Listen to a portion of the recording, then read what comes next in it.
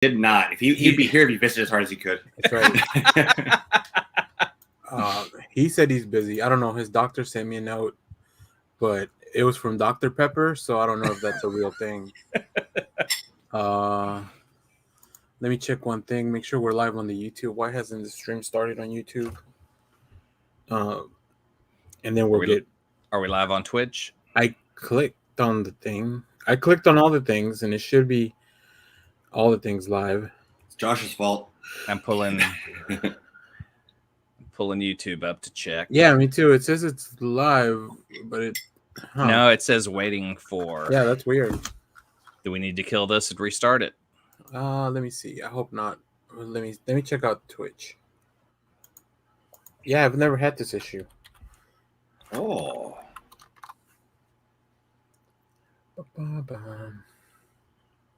See, we're live on Twitch. Okay. Yeah, that's odd. Do you want to end it and restart it and see if YouTube will pick it up? Yeah, I guess so. Oh man, I gotta set up a whole new thing. Yeah, let me do that. Let's oh, wait a minute. Hold on. It looks like it's starting. Yeah, YouTube is starting. It's just behind. All right, cool. Yeah. There's YouTube. All right, yeah, cool. It's working. Excellent. All right, well, whatever. Sorry for anybody that got caught in all this technical mess. It is. Thanks for arriving early to deal with our technical difficulty. This is the life we chosen. Yes. So trapped in a world we never made. Yeah. Today, we'll be talking about a film and a character that I haven't visited much. Actually, the film was the first time, but that's why I have these guys to kind of fill me in on everything that I've missed. Tell us about the old comics, Clay. That's right. The main topic is going to be the Howard the Duck movie from 1986. But we'll get to that in good time. Before that, let's catch up because I've read a lot of stuff this week.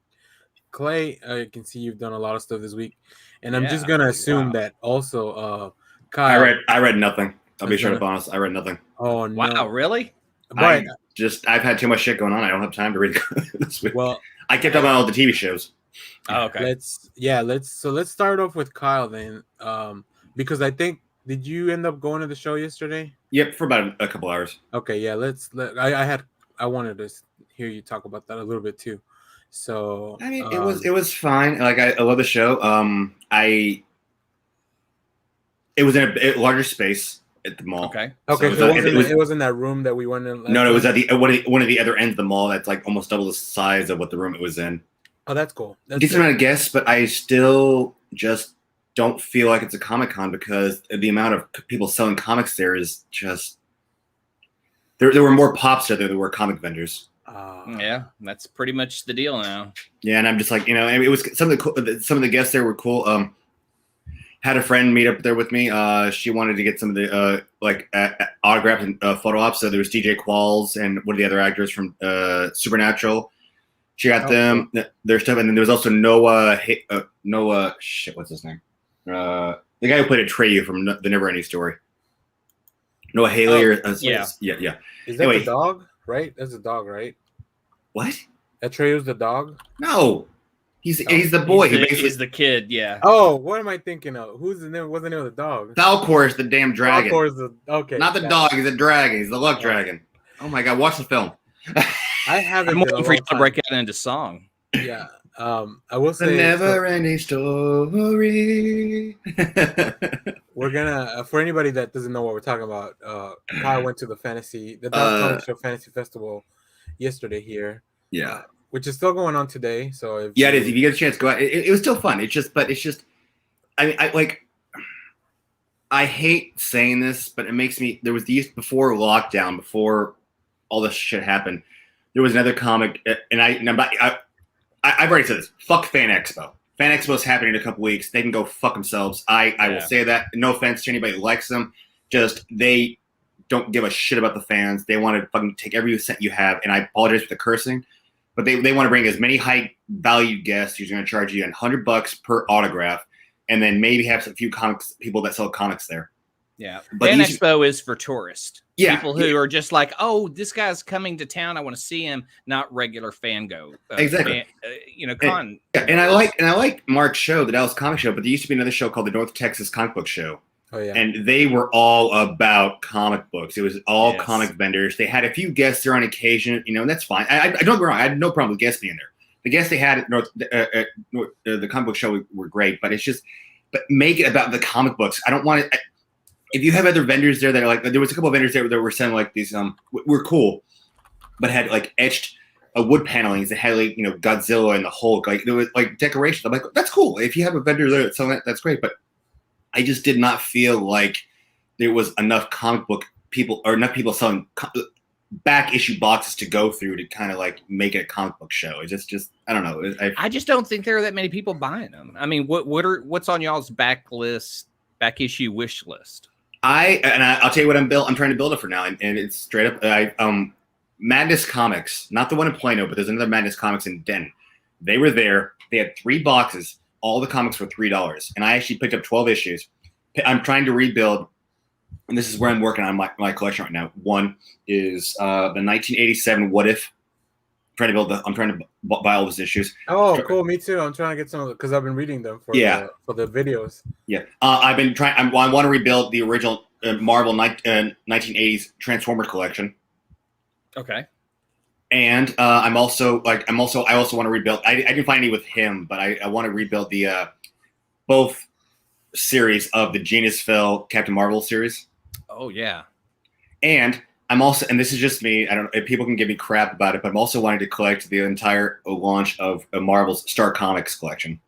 Oh, that's cool though. Yeah, and I'm looking for stuff like that. So I found a couple what ifs. The whole print itself. Yeah, I mean, exactly. Yeah, that's Top Dog, cool. He-Man, Ewoks, Chuck Norris, Karate Commandos. It's my childhood. I want to build the issues with my childhood. And so I found issues with Transformers and What If. I actually found a copy of a Marvel Age issue that was it was one of the first comics I got when I was younger. It was a reprint of a Marvel team up with Luke Cage and Spider-Man. This is Marvel Age when they used to do the Marvel team up book, and then at the end of the issue they had a short story or backup story with Spider-Ham. Oh, okay. And then I also found the second issue when they did the new Fantastic Four. It was the Hulk, Ghost Rider, Spider-Man, and Wolverine. So I found that issue. So I was like, I found a couple issues. These are my childhood. This is stuff I want to collect just to own. So it's just it was fun. That was fun. Yeah. But if other people there, then I'm going through the back issues, and the guy's whole back issue selection is 50% off. I'm like, okay, cool. Let's see what's going on. And he's got books in there, and I'm like, how are these? Like, he's charging.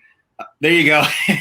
Yeah. I just for anybody listening and watching, so Star Comics is a sub imprint from Marvel Comics. Exactly. Now we've had a lot of. To be honest, Malibu is one they purchased. Malibu wasn't originally a sub purchase. They acquired that, and the other thing I'm also trying to collect is I'm also trying to just randomly, if I can pick them up, awesome for affordable.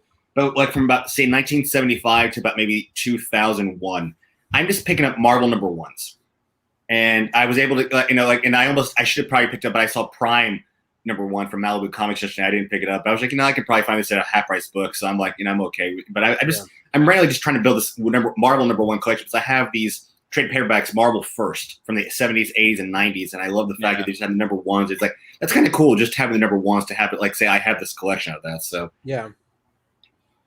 So that's kind of where I'm working towards. No DC though. I'm picking up random stuff. I'll be straight up honest. Is there are random times that I pick up the DC, some of the old DC stuff. I was some of the 1980s John Byrne Superman books are kind of fun to pick up. I'm on a budget and I'm trying to be careful with my finances right now. So I was like, the $3 boxes I found where I can justify this. This is just wish list stuff. Like if nothing DC at the moment. That if you go, nothing DC at the moment. I've told Shelby, just because I'm back on my Steve Gerber shit, I want some Defenders. So I was like, there's a run of Defenders. I want you to, if you happen to see them, I want you to pull those. See, one guy who's selling comics there, I've also been I'm the #1 kick. Marvel did a run of Star Trek books. They had DS9, Star Trek Academy, and I found all the #7s and 8s and 9s for $1 at half price books. But this one guy had the #1s, had all the #1s, but it was 50% off the cover price, and he's charging like $12 per the issue. I'm like, I'm not spending $6 on this number one. I can know what if I can wait long, I can wait. If I wait long enough, I can find it at a half price book or something like, or even another comic where they're gonna again at a $2 box. So it's just some of the there were comic book shop vendors there. It just I don't feel there was enough. And two, I think some of these guys are just overcharging what some of these books are worth. Yeah. Well, I mean, there's just not that many collectors, so they're trying to take in what they can. I know. Yeah.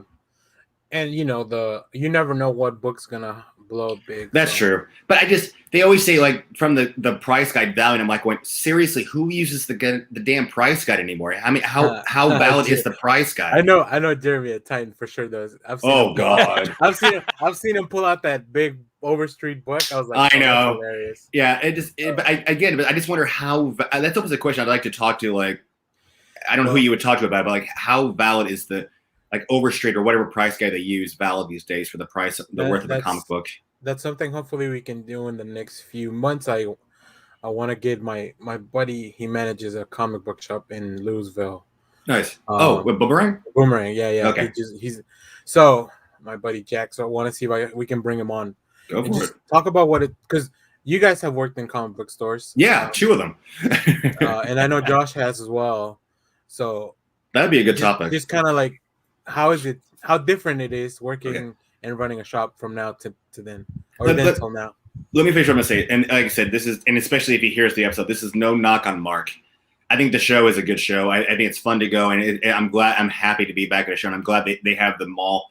It's just I just feel like there needs to be more comic books and like vendors that they had there. But you almost have to drive that. I mean, he'd almost have to like just drive that machine to make sure that the comics were more promoted with his vendors, and that's tough to do when you got other people lining up that are selling pops. I also think once we get a little more open and comic artists actually want to travel to more stuff, because that was like I love the reason I love the Dallas Comic Show is because when it's been at the Richardson Center, like they have a lot of really cool comic artists. Like they have an actual comic like hallway, and which that also drives the vendors to be more comic related. And that's what I pissed off at myself about. And I'm gonna say the next show is gonna be November 7th and 8th. I'm gonna go pick up a small sketchbook so that way I can actually go and actually get some sketches from some of the comic artists. I didn't do that. Yeah. And that was the other thing. I almost got the autograph from Noah Hathaway. That's it, Noah Hathaway. Oh, cool. He wasn't just Atreyu, but he was also the little kid in the original Battlestar Galactica. And they actually had a picture of him with the dog there. And I'm like, if I had somebody to keep that image in, I would just, because the rarity. He had all his pictures were Atreyu, and the one image from Battlestar Galactica. I'm like, I want the Battlestar Galactica was how rare that shit is. Nice. I have something on my list that you probably might have watched, Kyle. Did you finish Superman and Lois? Oh God, yeah. I don't want to spoil it. I watched everything. Yeah, I watched everything. Clay's gonna watch it, and Josh is gonna watch it. No. Go ahead. You can spoil it. Well, no. I mean, I want to have like a full discussion about Superman and Lois. Okay. So I rather just, but it's just so good. Yeah. No. I mean, DC. I feel like the CW has shot themselves in the foot a lot with a lot of their shows. Like I keep going up and down with Legends. It's just sometimes Legends gets really good, and sometimes I'm just like, what the fuck are they doing? This season's been hit or miss for me too. Flash was really mediocre, and then it got really good at the very end. Batwoman, on and off I would watch it, but I like the fact they brought in a spoiler. People can find out they brought Batwing into it. Yeah. And then what else? Actually, the only other show that really is Superman and Lois. Superman and Lois is, I loved it. I mean, I've even been listening to a podcast with I was listening to a podcast with I can't even think the actor's name, but the actor who plays Kyle Cushing. Oh no, I think Kyle Cushing's his actual name or whatever. He plays Lana's husband on the show. Oh yeah, I think. Yeah, and I've heard the same podcast had like the actors who play the kids. The show's phenomenal. They're really good. The kids are really good too. I know. Yeah. Tyler Hoechlin is up there in my Superman rank now. Like this show has. He's really good. They brought in and slight spoiler I've already mentioned, but they've opened up the Superman mythos. Like they've brought in the other Superman characters. Like we've had the Eradicator, we've had Steel. Steel's gonna be more of a prominent character in season 2. Steel? Yes. Who's playing Steel? I don't know the I actor's don't know the name name. of the actor either. It's not Yeah. Shaq. I'll tell you that. Oh, thank God. Yeah, no, but no, Missed but no. opportunity. Oh, Missed and opportunity. I'm gonna say this: he's got his hammer, and in the I think it was the second to last episode, he outdid Thor with a hammer throw that puts Thor to shame. Yeah. Holy Really? yes! Oh Yeah, my they're God! touching they're introducing some mythology that I've never visited. I mean, Oh, I'm sure it might have touched on any of the comics. I really like what's her name? Elizabeth Bullock as Lois too. Like yeah. at first it was a little weird when I saw her on the CW show on the other shows. Because I knew her from Grimm, but then Yeah. I've gotten used to her as well. She actually plays a really good Lois. She really does. Yeah, but in this show, like she really just nailed the Lois Yeah. character, and this show is just as much about her as it is about. No, yeah, Superman. yeah. It's Superman and Lois. You know. Yeah. It's fun. Like I said, I have not been this excited about a CW show Yeah. or superhero show since Arrow season 1. Wow. And wow. that's That's saying right a there. lot. Yeah. I had that on my list, and I figured Kyle was up on it. Oh my God! I like this show is amazing. Like she is Lois. He is Superman personified. It's just he's earned his place. And yeah, just don't put him next to Tom Welling because he's a lot shorter. I know that yeah. I know that's the well. He's also shorter than Brandon Routh too. Yeah. He's he's on the shorter side for a Superman. I think he's like the height of Dean Cain. Yeah. So, all right. Anything else, Kyle? Stargirl's been really good. I watched the first episode. They introduced the Shade in episode 2, and the second part of episode 1 is where I really enjoyed. The first part felt really CW stuff. It's they're calling it Stargirl Summer School. Yeah. And I think that's awesome because it's basically they're making it's the Justice Society of America Junior League Infinity Incorporated because they also introduced Jade. I'm okay with it. I'm okay. I read Infinity Incorporated, so I'm okay with this because they actually introduced Jade to the series. I was more surprised not to hear anyone talk about like, oh shit, is that a Green Lantern on the screen again? Yeah.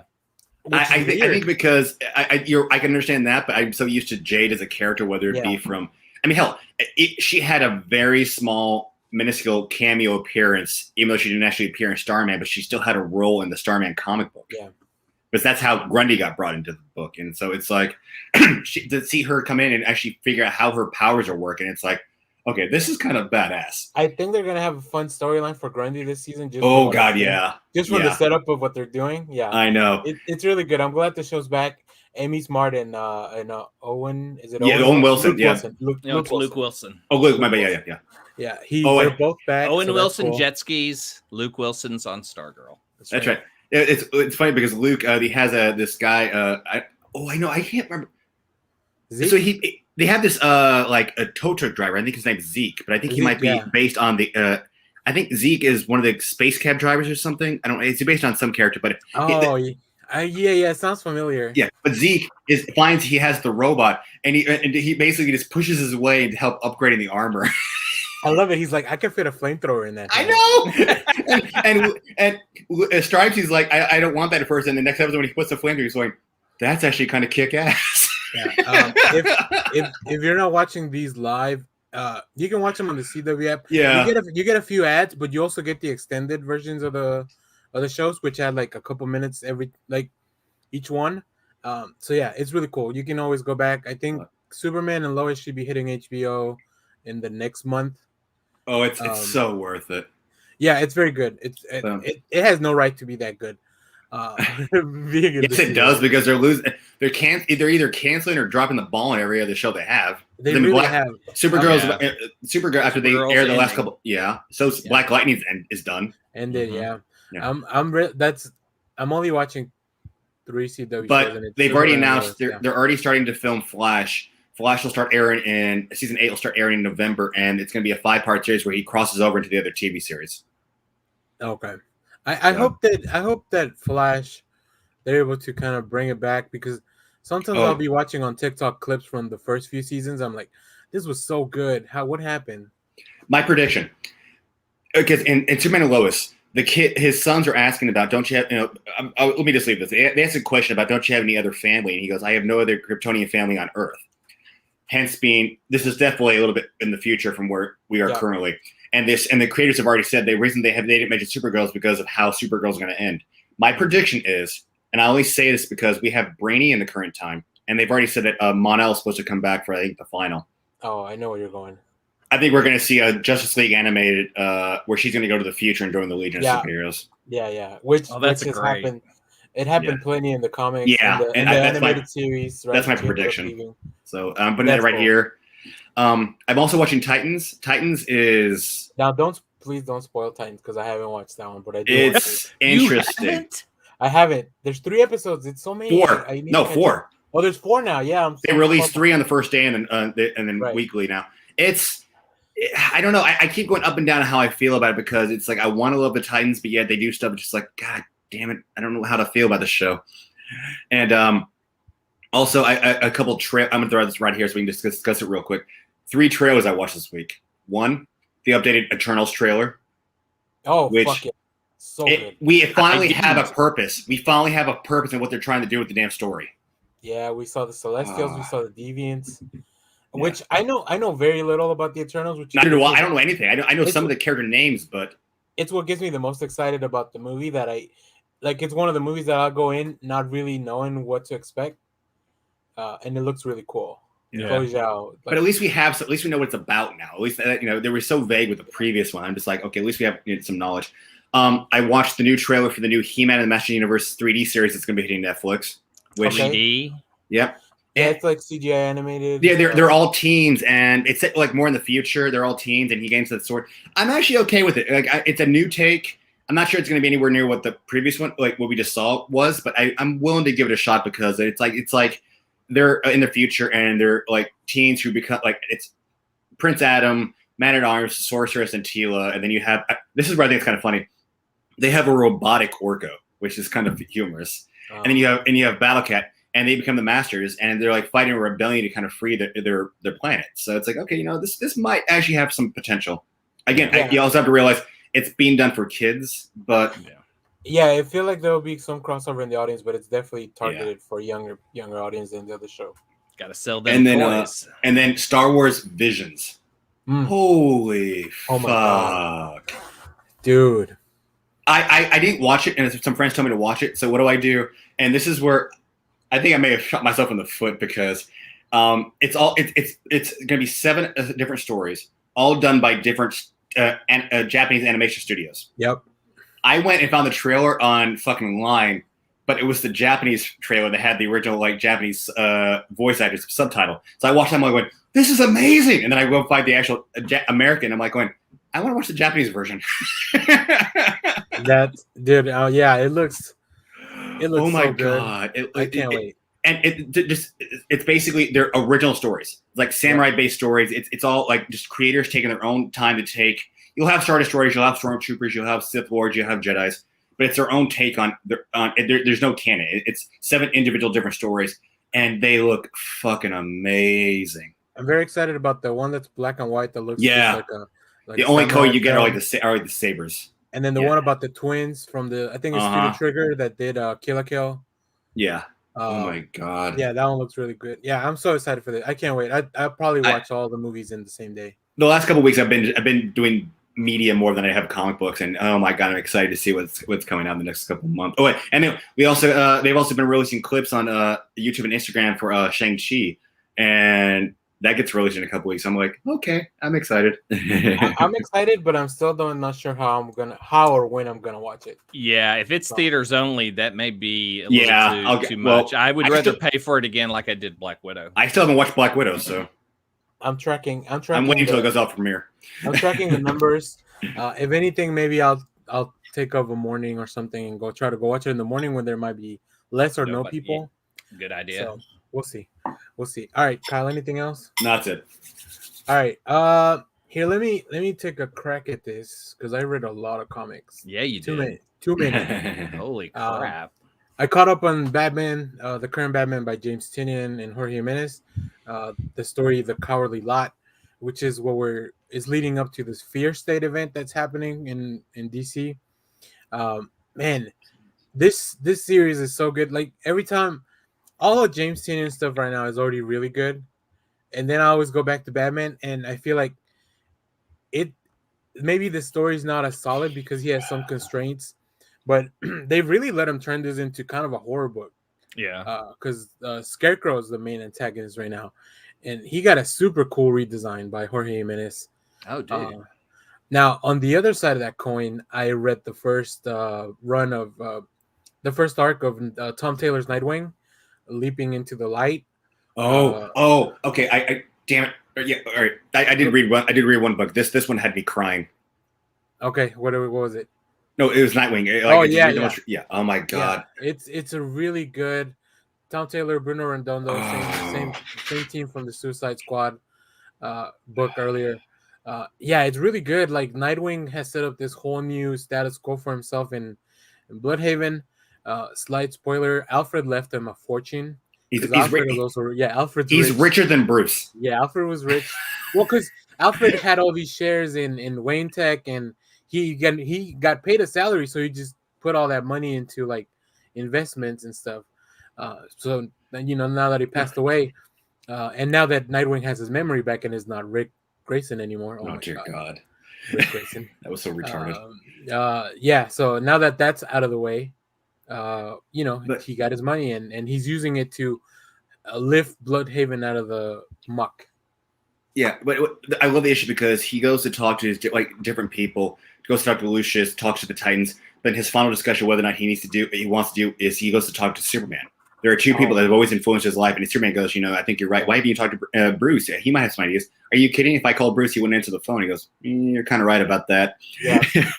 He's like, Bruce would talk me out of what I'm about to do.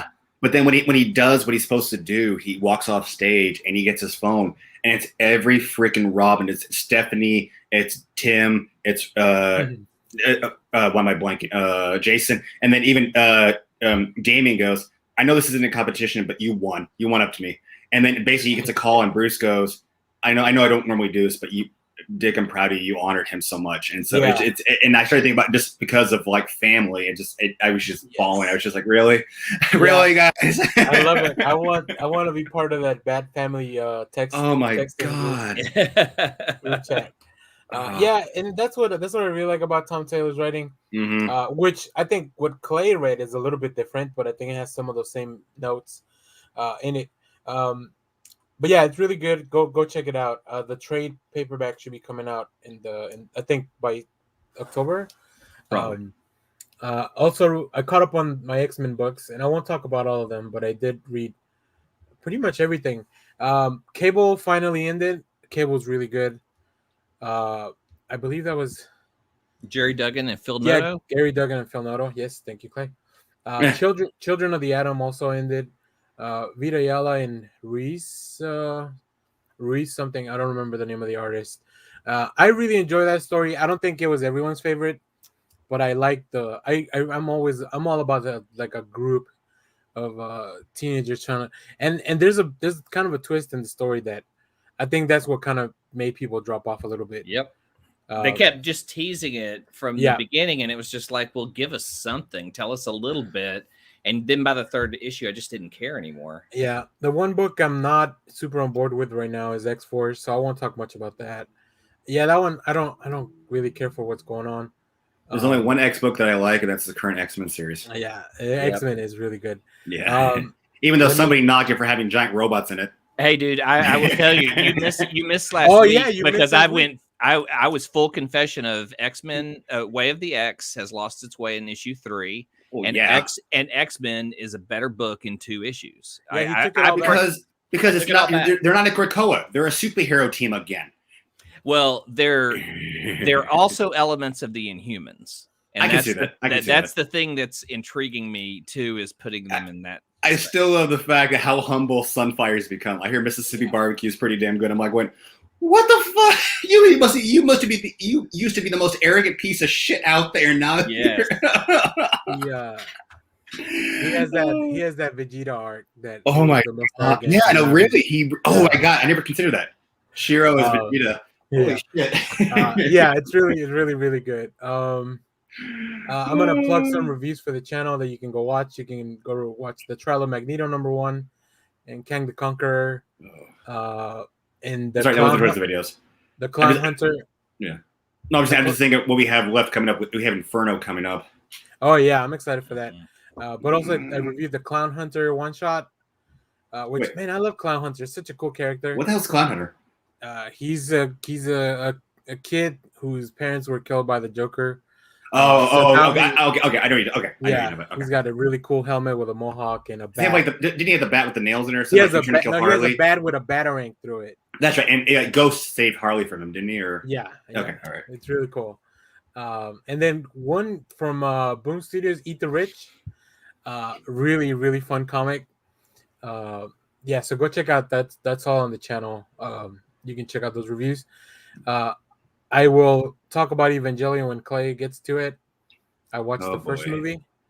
I watched.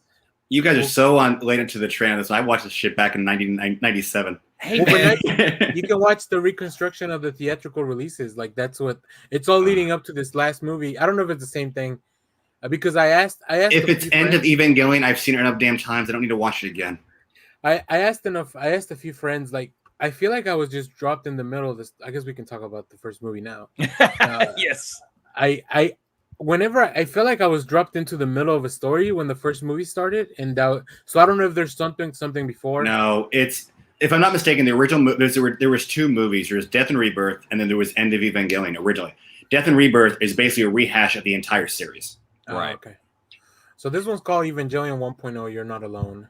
Okay. And I really like I think it was Josh that described anime as like kids trying to fight God. That's basically like angels really coming down to save. Yeah. This is what Evangelion is really.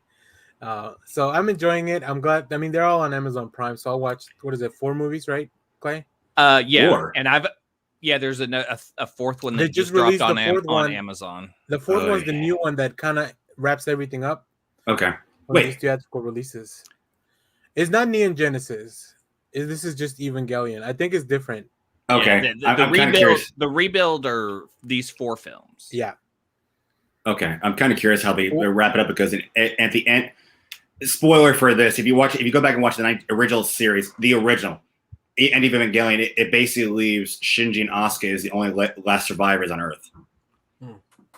So I don't know what you guys have seen. So I don't know how they've changed it. This is with the original stuff. Like I said, the original film, the director committed himself after he made the film. Like he was so fucked up because how dark that shit got in the whole film that he committed himself into a psychiatric ward.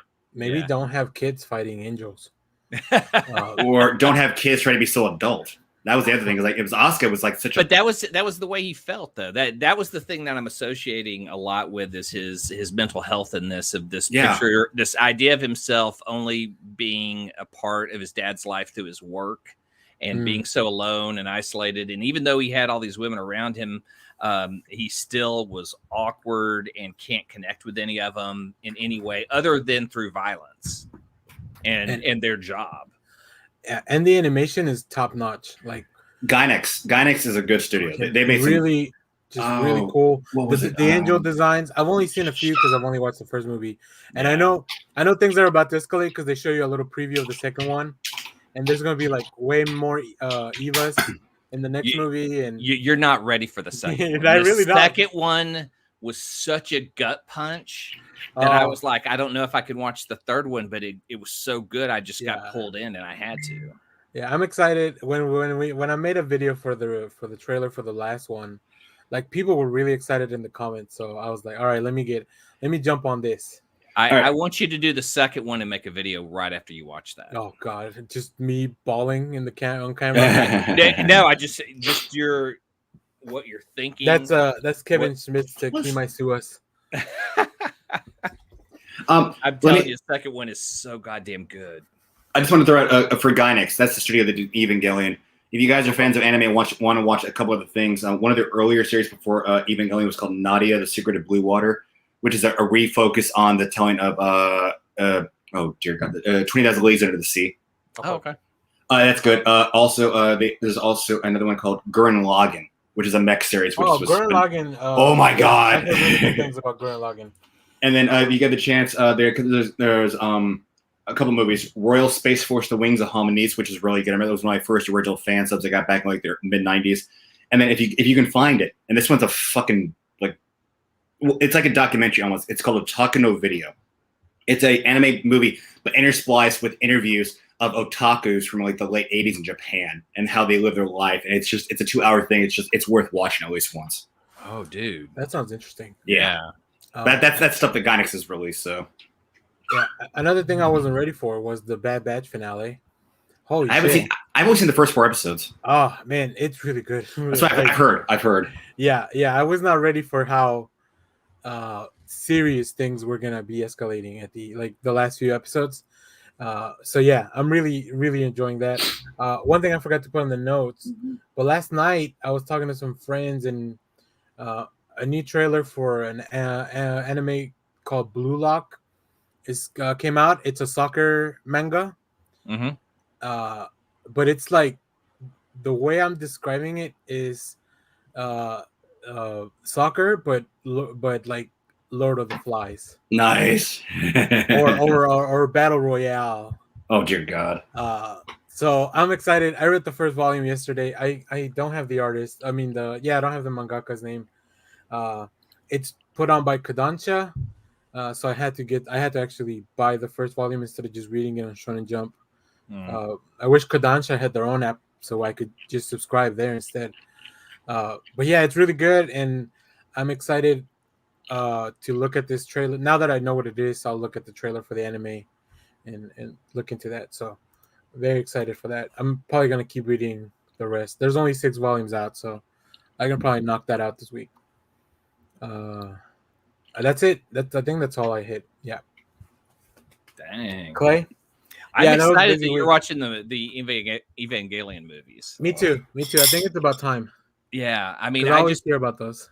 I went through the series really fast, and then when I got to the end, I was like, I just don't think I was ready for this. And then the movies just add more to it. And I love reading about the guy who did these. And then like the 4th one is on Amazon. I need to get an Amazon login. I need an HBO Max login. I'm just going to put that out to the crowd if anyone wants to help me out, just so that I can watch these movies that y'all talk about. But the DVD of Neon Genesis Evangelion, the TV series I have, is weird because it's in demand because of how the show ends. It has a song, "Fly Me to the Moon," that they play at the end credits. That apparently in all future versions the song's removed, and the fans seem bothered by that. Like even the latest collection that's going to be released in North America, no, it's not platinum. I don't know what edition it's going to be called, but it's so limited. There's like only 5,000 copies, and it's going to have the TV series, the movies, the rebuild, the complete set. It looked awesome. Have you seen this, Kyle, at all? Can't say I have. Okay, well, if that ever shows up, man, that looks like the ultimate box set of any series. I mean, I don't really do DVD box. I mean, well, at least not anime box sets anymore. I just kind of like if it's older stuff, I still have. I mean, it's got to be something really that I'm really interested in that for me to buy the box set on it. Yeah, I guess for me, this one just caused me to deep dive into it. It just got more levels to it than any other show, so I just get way more interested. I like having the physical media too, so plus I can always add it to my Plex server. Watched a couple movies. One I want to praise, and one I want to pan. On Hulu, Rent-A-Pal. Wait, why does that sound familiar? It stars Will Wheaton. It takes place in the 80s, and it is a guy who is trying video dating. Oh, dear God. Yeah. Wait. I forget that was a thing in the 80s. Yeah. And so he's trying video dating, and while he's at the place recording his thing, there's like a discount bin of VHS tapes, and there's one with Will Wheaton called Rent-A-Pal. And you put it in your VCR, and you have a friend to talk to. And then it gets really, really weird. So if you like the weird stuff, I always praise on here. Well, okay, there's a difference between the weird and then you're weird. That looks pretty upsetting. Wait, who's the guy on the far left? It looks Brian Landis Fulkins. He looks familiar, but I don't recognize the name. They're both so good. Well, it's Wheaton. I have faith in him being a weirdie. but just, it's hard to explain him because it's just him. it's him no different than you see him on like Big Bang Theory and the way he presents himself. But then there's just this little something that's off that bothers you. And as the movie goes on, he's good. I mean, I just really dig the look of it, the isolation, just the weirdness. I really dug that. I have seen Midnight has put out a few good, like, interesting things. Yeah, I think there was one about a genie. Was it called Jinn? I think it was just called Jinn. Yeah, let me Google it. Yeah, they make some weird shit. And then on Netflix, Sweet Girl, that stars Jason Momoa. Apparently, there's a movie coming on. I want to say it's Apple TV. It's starring Jason Momoa versus Batista. It's like a martial arts, like almost it's the series. It's season 2 of C. Oh, okay. Oh, I want to see that. But I'm like Aquaman versus Drax, really? It's the crossover we would want. Yeah, true. Hey, Drax is available now. But Sweet Girl, I'm telling everyone to avoid, and it is not. It's not what it appears to be. And I also want to point out something. Oh, okay, that one. This is a Netflix poster. What a shitty poster. Yeah, it looks like Hulu poster looked 10 times better than this, and this just looks like bad Photoshop. It is bad Photoshop. Look at this. Yeah. Is this the girl that did Dora the Explorer? Exactly. Boy. No, I think it is the same actress. It is the same actress. Okay, I looked her up because she's incredibly young. Yeah. And there are parts of the story in the film that I go, oh, hello there, X. He's got an X though. Yeah.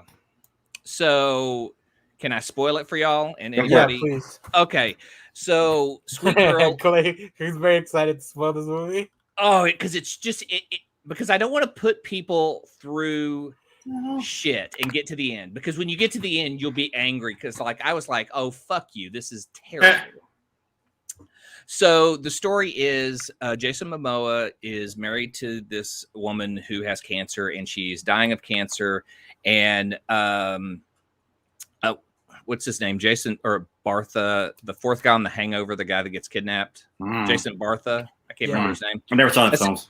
Essentially, he's a pharmaceutical guy who's on TV defending his stance of taking this cancer medicine off the market.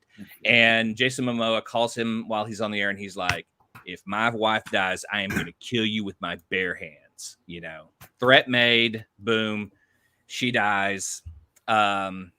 6 months later, we've got Jason Momoa and his daughter hanging out, and this guy calls him and says, hey, I've got information about your wife and this whole pharmaceutical thing. And he goes, meet me here. As they meet, they both get stabbed. And so Dora the Explorer has been following her father this whole time, and she sees it happen. She's like, oh my God. She goes to save her dad. They both wake up in the hospital. And at this point is when he is dead. He has died from the stabbing, but in her mind, he is still alive. And we see him for the rest of the movie as she is the person executing everyone. And they use him to actually do it. I looked up how young she was, because she's like 20 years old. She's 5'1". She is the tiniest person. And they have her choke a man to death, shoot a man in the forehead to die. But they have Jason Momoa there doing it as if he's bringing her through all this to help her, end Big Pharma. And she gets to the end where she sees the senator who has taken all these bribes and admits to all this bad stuff. And then she's like, gets the recording and turns it over to the FBI like, solved. And when you realize that Jason Momoa has not been in the film since the fucking first 15 minutes when he died in there. And so it's all in her head. Yeah, that she's the person who choked out the guy, and she's the person who fought all this stuff. You can't believe it, because she's just a tiny little person. Well, Clay. Yeah, no. Counterpoint. Hold on. Hit Girl. No, I'm going to go one different. The movie Chocolate. The girl's, and it's a Japanese one where the girl's autistic, but she's a badass martial artist and kicks everybody's ass. But they have her they portray Jason Momoa through all of it, so you believe it's him doing it all until you get to the end. Can when I say he kinda Fight Club? fades away. Clay, she has a map. That's a different storytelling element than this. This is like just. She has a map. I and don't a know. I backpack. got so mad at that ending. I'm That's sorry. funny. I just had to just unload on that. Well, let And us know I what you just thought want to of warn Sweet Girl. people from having to waste their time on shit. But if you have watched Sweet Girl, let us know what you thought in the comments. If I'm totally wrong, and Tell you us Well, no, what I mean, yeah, I'm tell us more what than you likely not thought. going to see the film, so it's okay. it could flat out have just been a revenge film and just had him kicking ass, and then just had the daughter as it could have been a generic action film and would have been awesome. But that twist was really bad. I just got mad at that. What was Somebody this thought on? it- Netflix. Somebody Okay. thought it was really clever though, Clay. I'll tell you that. That's how I made it through so many hands. And then that shitty poster. Like, well, Like, is the poster art just lost on us? Is there just nobody doing good posters because You know what? everything's streaming? That's one of my main complaints about the MCU. All their posters look the same. Like the main posters, they all look the same. It's just like a group of characters, and they've started doing that in the more recent years. Say what you will about the shitty DC films, they have cool posters. Mondo always does great takes on the Yeah. on the Marvel posters. Yeah, well, that's because they actually get really good artists too. No shading on the other guys, but they're not put together by the studio. Let's talk about Tom Taylor, the Donny Cates of the DC universe, Let's as do it. Danny put it. That's it. That's the best. So I don't know. I don't know which guy's more fun, but their books are always great. And I read Deceased and Deceased Unkillables. Whoa, that book's just action and fun and great art, and you just. Mike over here dunking on the MCU with us. Yeah, I know. Yeah, they kill the good ones, and then the bad ones are just the same as the hero. Anyways, that's for another episode. Go ahead, Clay. Tell us about Tom Taylor, because I love Tom Taylor. Deceased, using Darkseid to find the anti-life equation with the heart of Cyborg and creating this technovirus, I guess you'd call it. Is that how did you describe the virus? Yeah, it's like a technovirus. And it just starts wiping out anyone who is looking at a screen or listening to anything. And so then there's just a few people that are surviving at this point. It's the worst of both viruses, right? Because you can get transmission like a normal zombie by contact, but also through the screens through the internet. So you have to just communicate directly with a person, and that's it. And just seeing how it changes each person. They wipe out the big three. They basically wipe out the Justice League, so you can see who are the hard survivors on this planet, and it is so awesome. I don't want to spoil any of it. Have you read any of it, Kyle? Any of the Deceased books? No. Oh yeah, I read about. Well, I mean, I thought it was done. I thought they are. Yeah. It's 3 different ones. I've read all of it. Okay.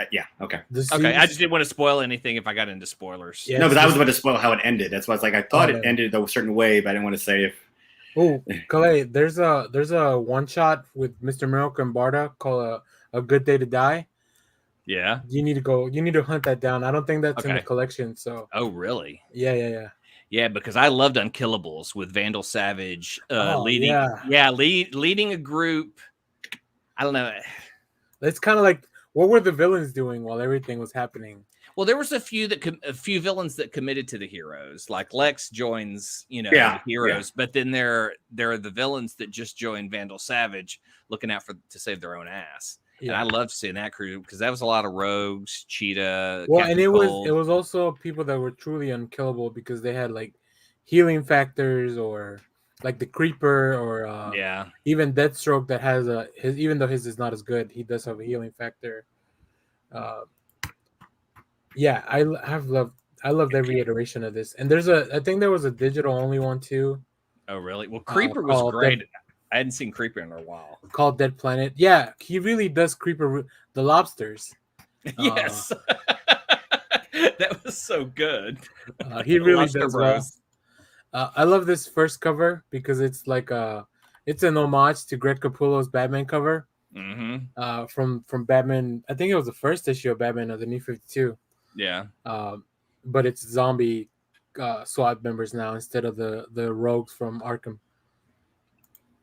So Shelby and I celebrate our wedding anniversary every year. We'll get a comic book cover that came out the week, of our anniversary. And so when we first got married, we got the deceased Detective Chimp cover because I love Detective Chimp, and it showed him all mangled and zombified, and that is one of my favorite covers. Yeah, that one's really good. Trevor Hirstein's got some really dope covers. The hardbacks, the covers that they put on the hardbacks are awesome. There's a Batman zombie, there's a Superman zombie, and a Wonder Woman zombie that he did. They're all very, very cool. Goddamn, Wonder Woman zombie in the book is so good. Yeah. Holy crap. The scariest thing is the Flash. Do we want to talk spoilers? Do we? Go for it. I don't care. Well, I mean, I want people to read it. Maybe I really want people to read it too. I know it's been out for a while, and so just me catching up on it. But the fact that it was in my library and more people have access to those. Maybe we could do show. We need to convince Josh to read it, and we can do a show about it. Yeah, it was absolute bonkers fun, and probably my favorite thing to see. Shit, there is a lot in that book. Mary Marvel. Yeah. I mean, Mary Marvel's pretty awesome. But so that's what I've been reading and watching. Cool. Before we move on, I did pick up. I forgot. Damn Cursed Children, the collection. If you guys remember, the first episode of the year, we had Howard Wong and Josh Stafford as our guest on the podcast. Oh. I need to finish it. I think I read only the first 3 issues, and then I don't know if I forgot to pick them up from the shop, or the shops didn't pull them for me, or didn't order them. So I need to, now that I have this, I saw it. It came out this week. Yeah. So go check this out. It's really fun. Go listen to our episode. I think we had a really nice conversation with the guys. That thing has bonkers pages, just wild ass waves of zombie children. If you've ever wanted to see some zombie children being punted across the stage, that's the fun stuff. This is the book for you. Cool. All right. Well, before we get into our main topic, which kind of leads into our main topic, let's talk a little bit about the What If episode from this week, which is the I don't know how the hell they're going to top this fucking episode, but it was phenomenal. This was Holy probably one of shit. Spoiler alert, if you're listening and watching, we are going to go into details for the What If T'Challa was Star-Lord. Oh my God. Just the difference one person can make in the universe. Oh my God. It's like, I'm like, hey, Cha-Cha. Yeah. I'm like, so Peter Quill was kind of a trash. So it's really funny. They kind of tie everything up at the end, but no, I really liked it. Obviously, this is because this was done so long ago. They were able to use well, apparently he's going to be in 4 more episodes, at least 3 or more episodes. Yeah, I think he recorded a few more. So we'll get some more performance from Chadwick Boseman. They got pretty much everyone back except Drax for some reason. Yeah. To reprise their voice, which is That's weird. Really? You couldn't get Batista? That's what I'm saying, right? I understand not getting, Evans and Downey Jr., but you couldn't get Batista. Right. But it was really cool. So the premise is T'Challa, as a child in Wakanda, gets taken. The Ravagers mistakenly take him.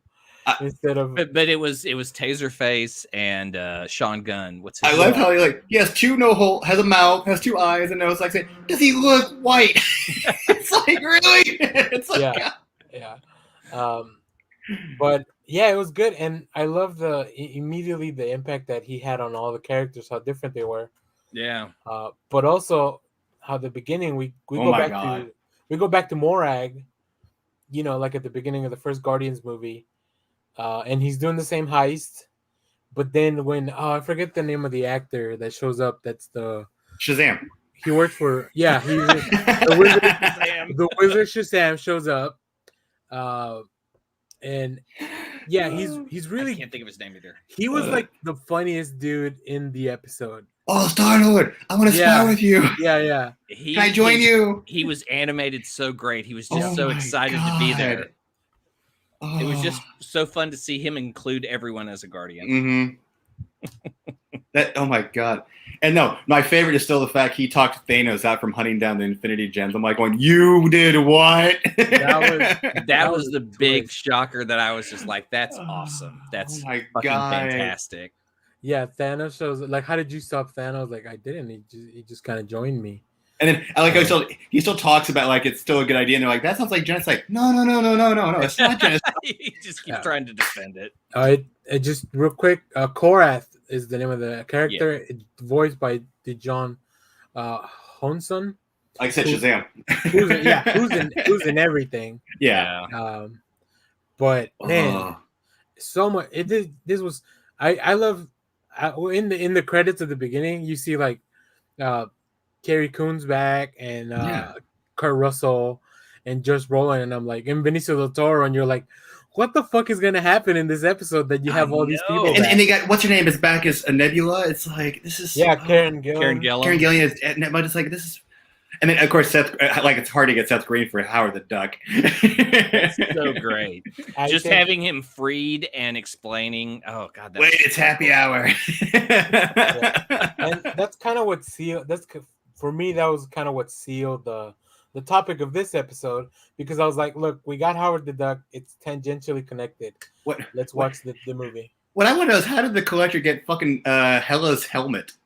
Of all the damn things, how did he get the damn helmet? Yeah. Also, did Captain America not have? Because this was before the Avengers happened. So, like, how did he have the shield? There's a lot of questions. He had all the weapons. Yeah, he had all the different ships. He had a Quinjet. He had the damn ship that Thor and Valkyrie are flying in Ragnarok.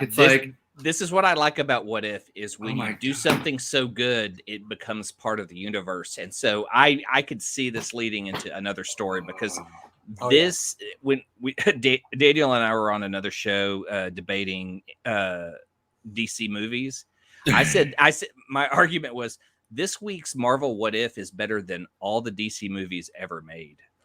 Like one episode of a Marvel What If is so good. It's really good.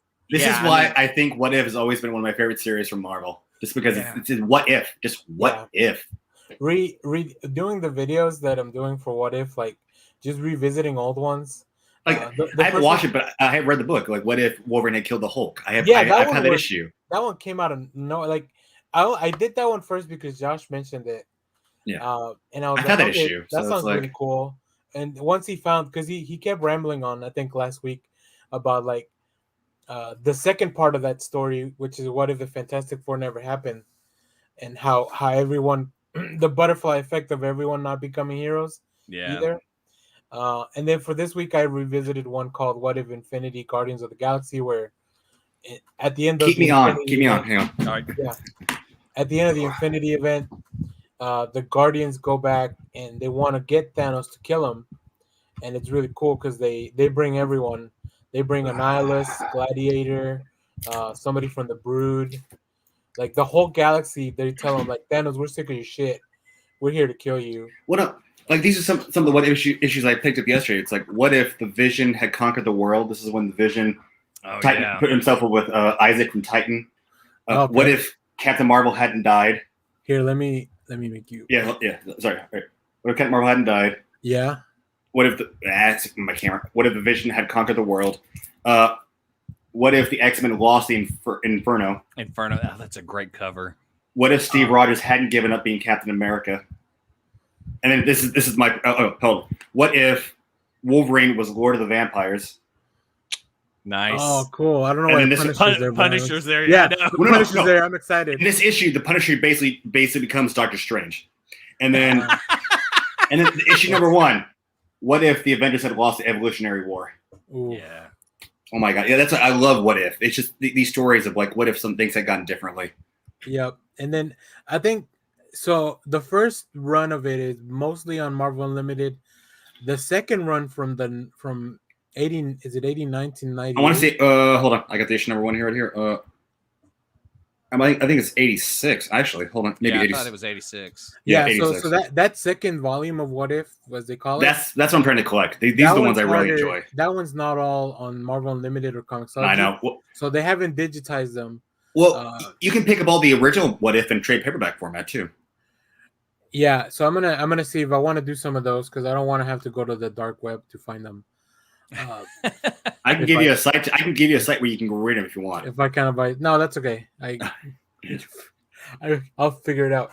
But yeah, those are really cool. So we're gonna keep doing those through the channel because as long as people keep watching them, and I have a fun time reading those things. So this week I think it's gonna be about Nick Fury's big week. Mm-hmm. The episode, like that whole week. No, I thought this week was Loki. Well, I think it's all connected because it's okay, like because IMDb has it about Loki. Because Nick Fury has that thing where he meets Iron Man, and then he also has to deal with Thor, and then I think the Avengers stuff happens later. Like it all happens very close to each other. So we'll see. I might look for a what if about Nick Fury. I don't know. Oh, there is. I think there's at least one or two. I wanted to do one for Black Panther for this week, but I couldn't find one, so I did a Guardians one. I don't think there is one with Black Panther. Honestly, there's no what if for Black Panther. Yeah, like that's just about T'Challa. Yeah, no, seriously, I've looked at all the links. I don't think there is one for Black Panther. No, I looked through the Marvel database just to make sure I didn't miss any. I do remember when I used to have it was a two-parter. It was what if the thing had continued to mutate from his time. Yeah. But it was also half of it was also what if Tony Stark got trapped in the age of King Arthur. But I think the Hulk is it the Hulk and the thing that continue. No, Beast and the Hulk. Oh, you're right. You're right. No, I'm sorry. You're right. It was Beast. No, it's both. It's both. What if both continue to mutate? No. I'm thinking the Tony Stark one was what if Dazzler had became the Herald of the Galactus. Oh, that's nice. Yeah. See, I love shit like that. Oh my God, that's right. Yeah. All right, so stay tuned for that. We'll do more of those videos. All right. Yeah, this week's was really good, and it's gonna. I'm glad this series is as good as it is because. How are they gonna top it though? You can't top this episode. Like I don't see how they can do it. Yeah, I think next one you have to just go fully weird and funny, or I don't know. Or they listed just plenty and what if to be a roller coaster ride. It's like start down. Go high, go down, go high. I do love Sean Gunn describing what it's like to go through the hyperspace and your face changes and moves. Oh my God, the fact like the Wakanda family meets his current family, just like the interaction between that's just hilarious. Oh yeah, that's gonna be. I don't know. Nothing. No, go ahead. No, I was just gonna say like it's gonna be really interesting. Just nothing's ever gonna beat Nebula going. Okay, cha-cha. Yeah. Like, well, it's wild though that without Thanos tearing her apart, she still uses her eye as a way to get collateral. Yeah. Like she's still that's her part, but it's weird seeing her with blonde hair. I was okay with it. It was different. It feels like they were going for like a femme fatale. Well, think of it this way. I mean, Nebula before she's the Nebula she is now was basically a full-figured person with hair and everything, dark blue hair. But she was a full biological person back in the day. I mean, think of Nebula who stole the Infinity Gauntlet from Thanos. Yep. That's true. All right. Well, on that, like I said, we saw Howard the Duck. He went to get a drink. Yeah, and he's released from being trapped by the Collector from was T'Challa just. Oh, and Cosmo's got a new family too. Yeah, that's true.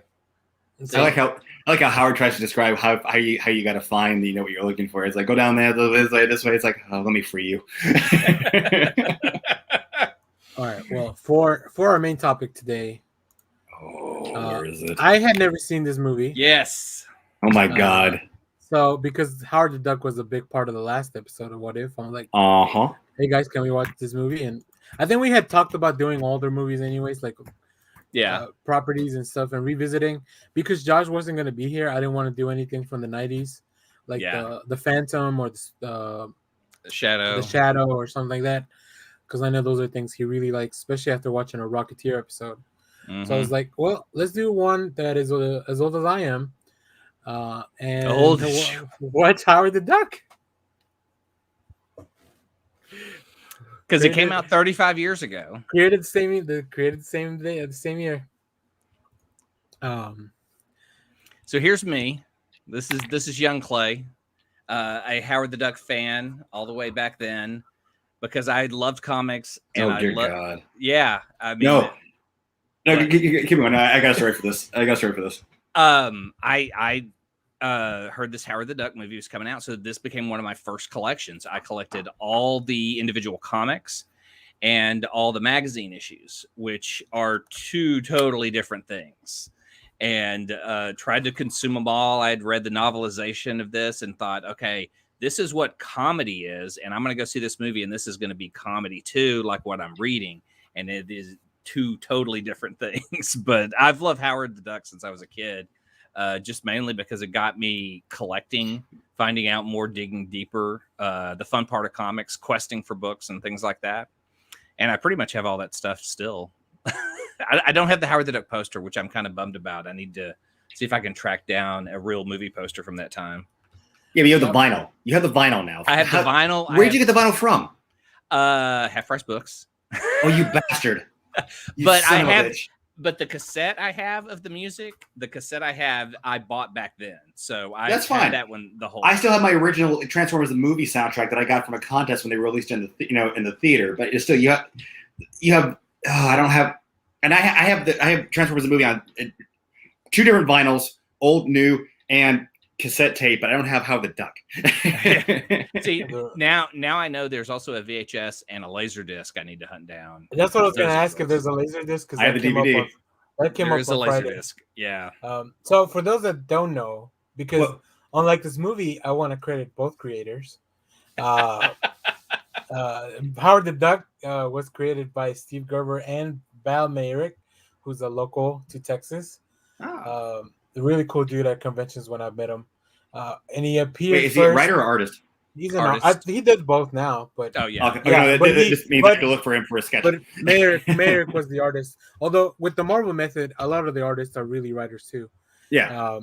So he first appeared in Adventure into Fear number 19, which was a Man-Thing story, I believe, right? Yeah, he was at the nexus of all reality, so he drew in, of course, like other characters, and here's where Howard the Duck pops up.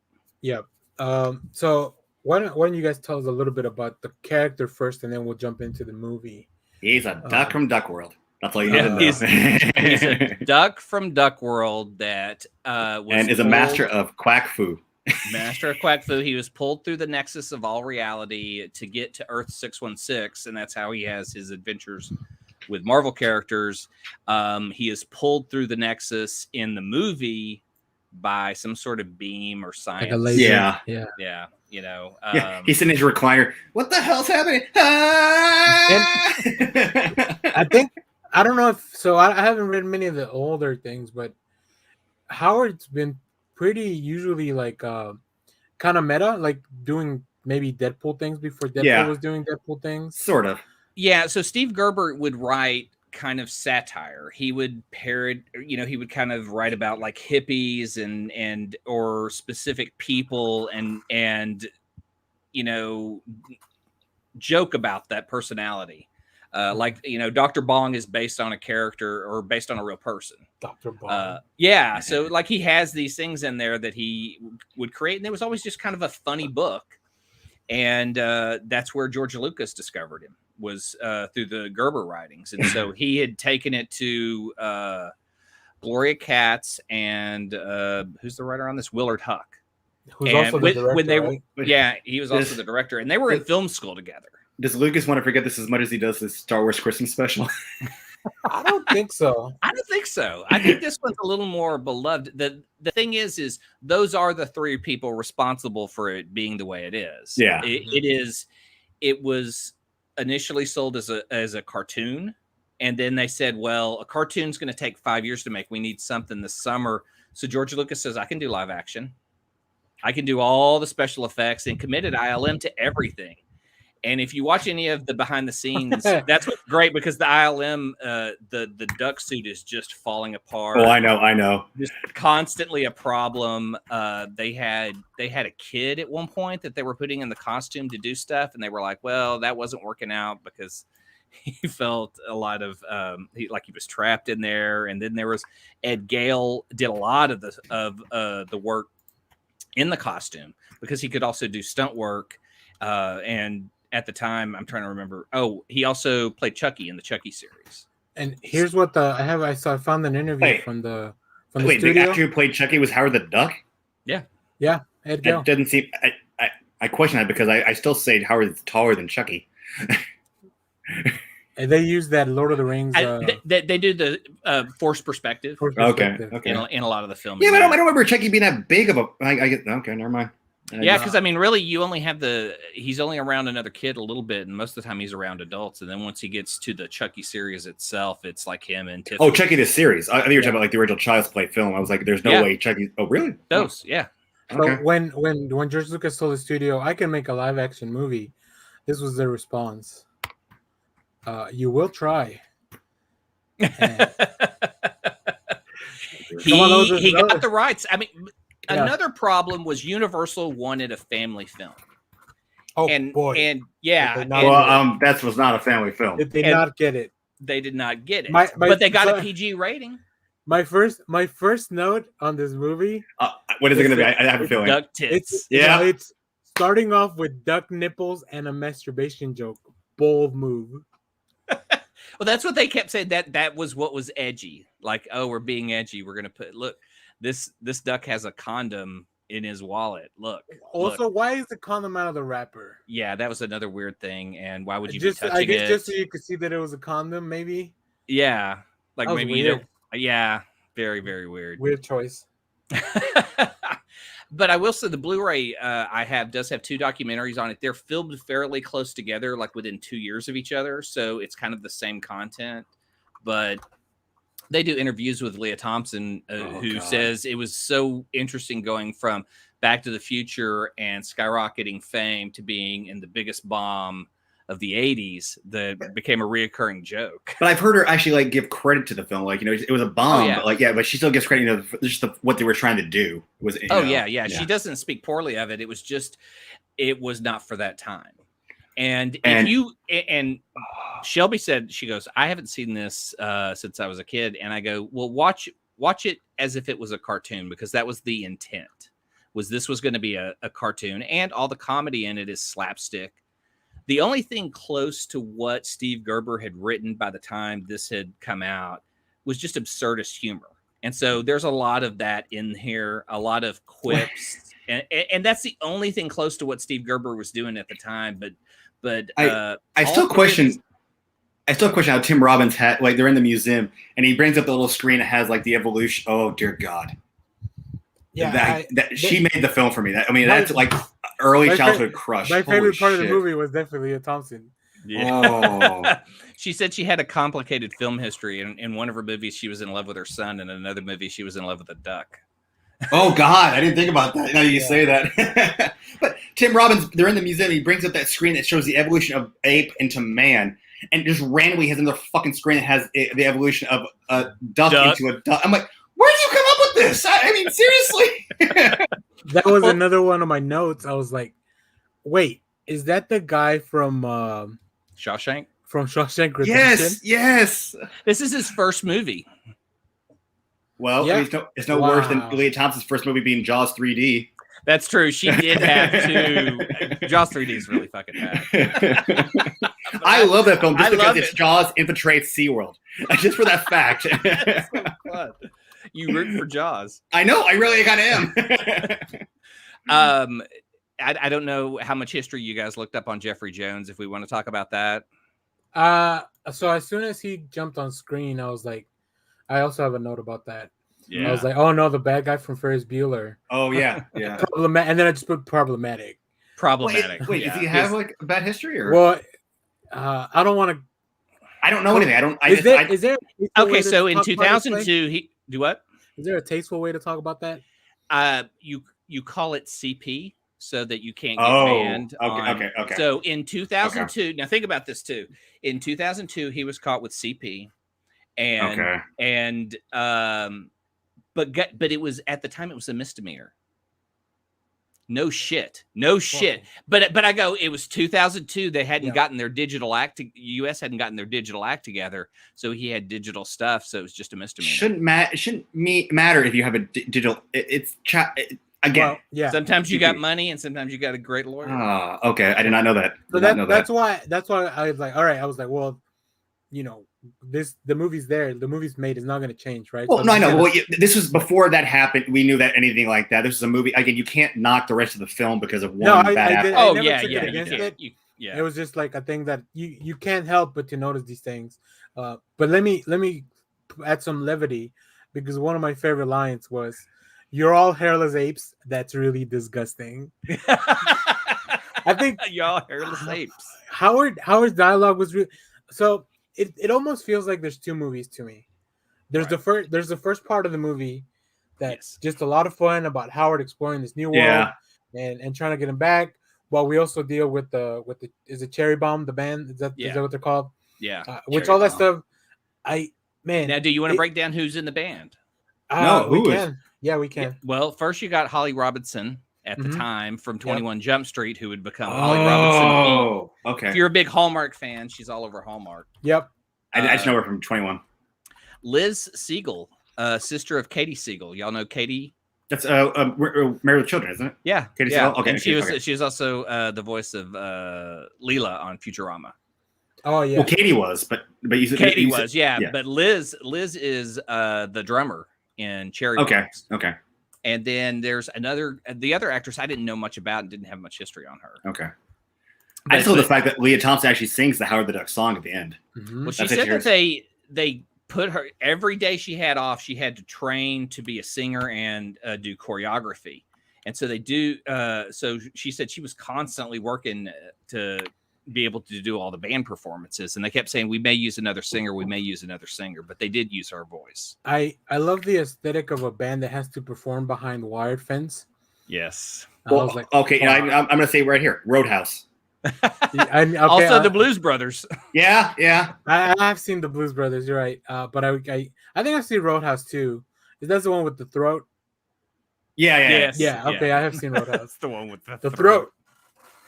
I looked up at the beginning, but I was talking to Daniel about this, that the voiceover at the beginning, I was really curious if they had credited it as the Watcher or Uatah, but the guy who introduces everyone, they just call the Cosmos. But his name is Richard Kiley, and he's also the voiceover for the Jurassic Park tours. Oh, interesting. Yeah, Yeah, the that's Jurassic Park insane. movies. Yeah, he does the That's voiceover wild. on that part. And And then the how cinema. many. Oh, sorry. I was gonna say.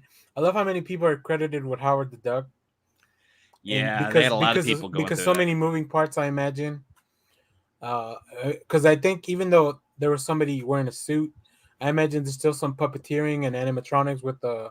Well, it's no the different mouth. than TMNT. I mean, you have somebody in Right. the suit, but you got to do the electronic. You know? Yeah, so there's like Yeah, but there are 6 times you can tell that it's just a puppet and it's just sitting there. And then like when he there's times falls asleep on the windowsill and Leah's just going through his wallet.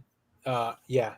there are moments where they just kind of zoom in on his face and it just looks dead inside, and it's just like to make an eyebrow rouse or something. You know, they had a lot of problems with it, and the funniest thing I saw in the documentary was the moment when they are talking in bed and Beverly kind of makes his hair stand up or his feathers stand up. They said that trick took months Lord. to make happen. You know why? They didn't go with Henson. It's fucking ILM, man. I mean, they had just done all the Star Wars series. Yeah. This is 3 years after Return of the Jedi. What the fuck? You can't make a duck that works? Yeah, Come they had on. some great puppets in the original film. Oh, it's so funny. I've seen one of the puppets today and how bad it looks, and it's just all falling apart. But Well, it's like looking at the old Jaws shark compared Bruce. to, yeah. Well, that's because it's been dipped in the water all this time.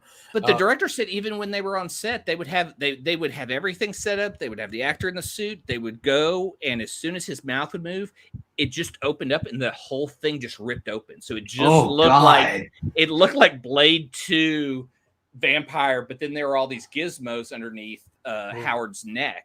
So his bill would split open when he would try to talk. And yeah, there was a lot of puppet problems. Give me that horror movie. But yeah, Leah Thompson says there's multiple times where, like, you know, the end of the film, that took a month to film on set. You know, so she just said that they were constantly behind because of the puppet. I mean, that makes sense. But it looks, I mean, overall in the movie, it looks really good. Like, I know it's not a real. Well, and also they had to have like at the beginning of the movie. I can see why he didn't stay in Duck World because it would have been insane to make a Duck World movie. Well, that was the original idea. The concept was from Howard the Duck magazine #6, Duck World, and I believe the story is from Bill Mantlo. And I read it last night, and Howard finds a way to finally travel back to Duck World.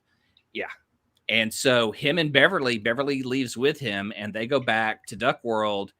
And it's a really interesting story because a guy has developed a religion around Howard leaving and the Nexus. And yeah, and he's making a lot of money. He's taking in all this money. And when Howard shows up, because this guy's been speaking for him, he's seen as like a televangelist type.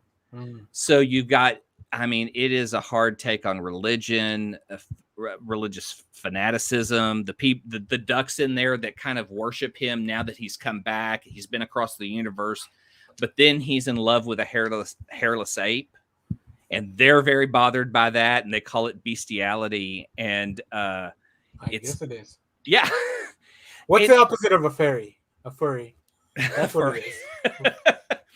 and you know, like when I said the comics and the magazines were very different, the magazines didn't have the Comics Code Authority.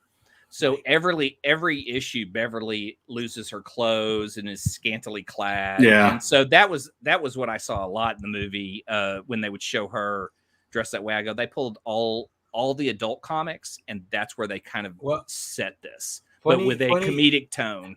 Funny you mentioned that, because one of my notes, and this is still from the first part of the movie, is this is the horniest version of Earth that we could put on film. Everything in that movie is horny. Well, they were at the spa, you know, and oh my god, they had to create a suit to throw into a hot tub, and that was another one I looked at when I saw them throw that in, because the suit gets wet a couple times. I wanted to see how it held up. But yeah, they just kind of throw that in, like, look at all these people naked, having sex and making out, and this is where Howard has to work, by the way. That's it. Yeah. And then we get to the part in the movie where it kind of takes a turn into a different movie. Yeah, after they're in bed together. More science. Yeah. The doctor, they admit in Duck World that they're lovers. Oh, they admit they're lovers in the yeah. They're pretty good friends in this one, so I can see that. And like, after a while, I just started asking, what the fuck is this movie? For the second part of the movie, because I think the first part of the movie overall, I was having a good time. Yeah. It changes tone at that second part, definitely. It got so weird. Like, then they start introducing this occult dark entity, and it takes over the body that what's his name, Jeffrey Jones. And that's how you blame George Lucas for this, because where Howard kind of has a sense of supernatural events. Dark Overlord takes him over.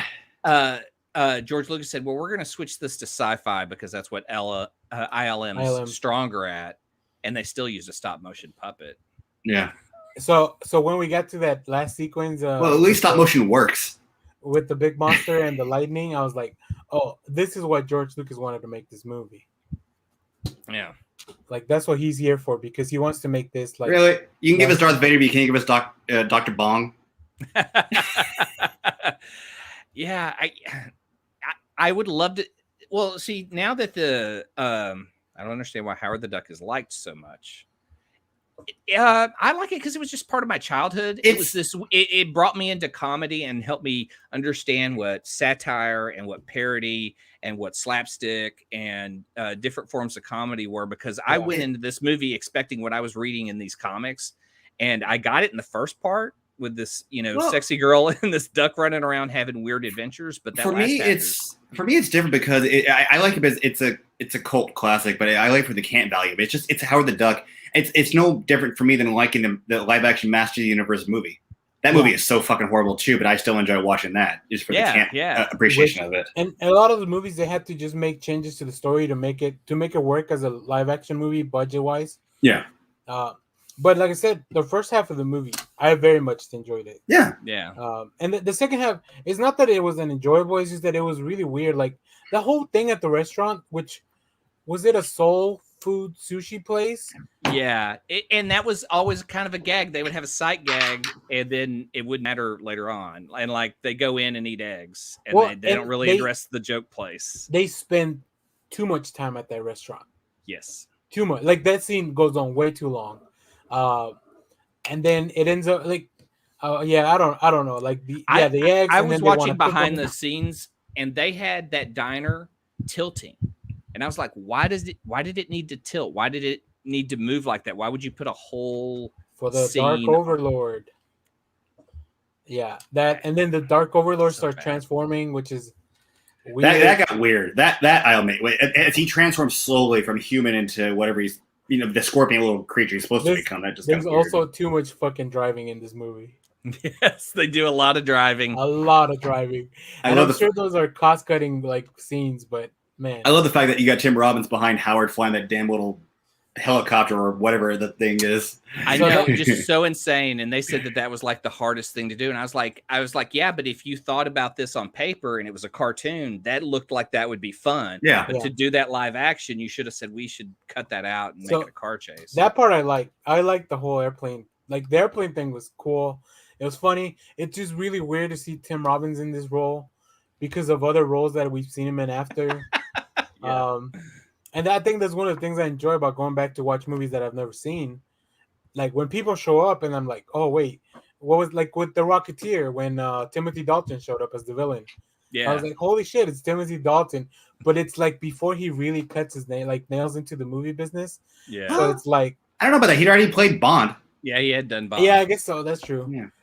But either way, it feels like something really out of character to be in this campy movie, which Tim Robbins is the same because, like I said, Tim Robbins to me is like Andrew Dufresne, right? I was expecting Morgan Freeman to start narrating the Howard the Duck movie. Well, Howard from Duck World was now on Earth. Yeah.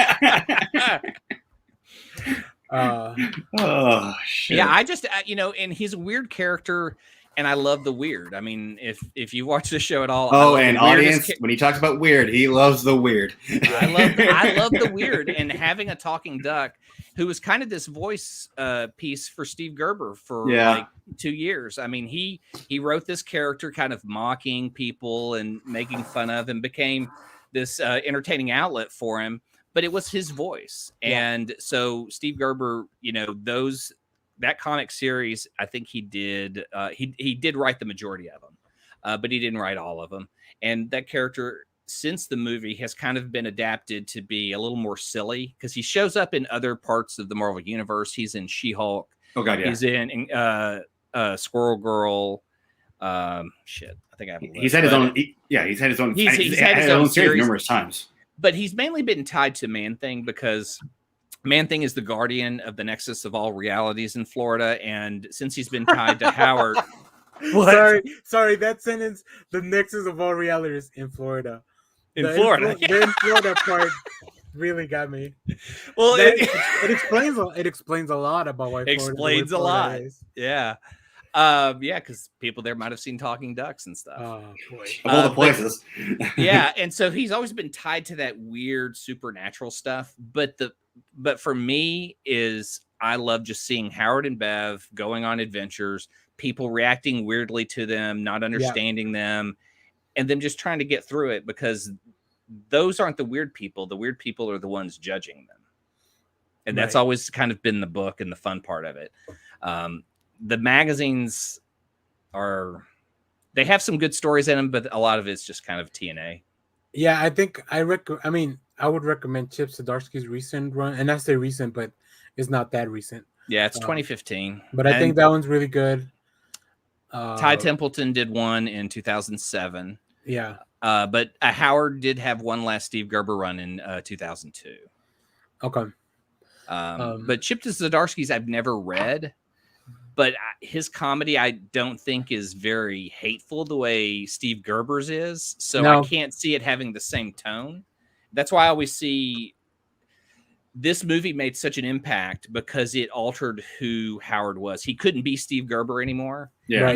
And he wasn't going to be this angry duck from the comic, but he was just going to be a weird duck out of place wherever he was. And I he feel shows the up fact in weird how scenes. accepted he is on Earth. He's a fucking walking anamorphic duck, and he's accepted like, oh, it's a duck. Okay, whatever. Well- so it makes you wonder if there actually was the Marvel 616 universe, because it's like, okay. The movie very smartly does, like, they make Howard a likable character immediately when they go through all this stuff in his apartment.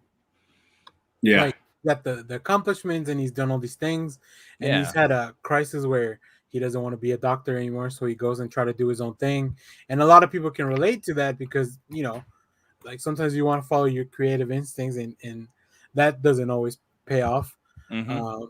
But he's always been, like, he's always a good guy, I feel, overall. Like, you know, he's a little weird and a little horny. Yeah, I don't think he would be very PC nowadays. He calls, you know, I feel broads, like women to. I feel like he's somebody that would adapt, though.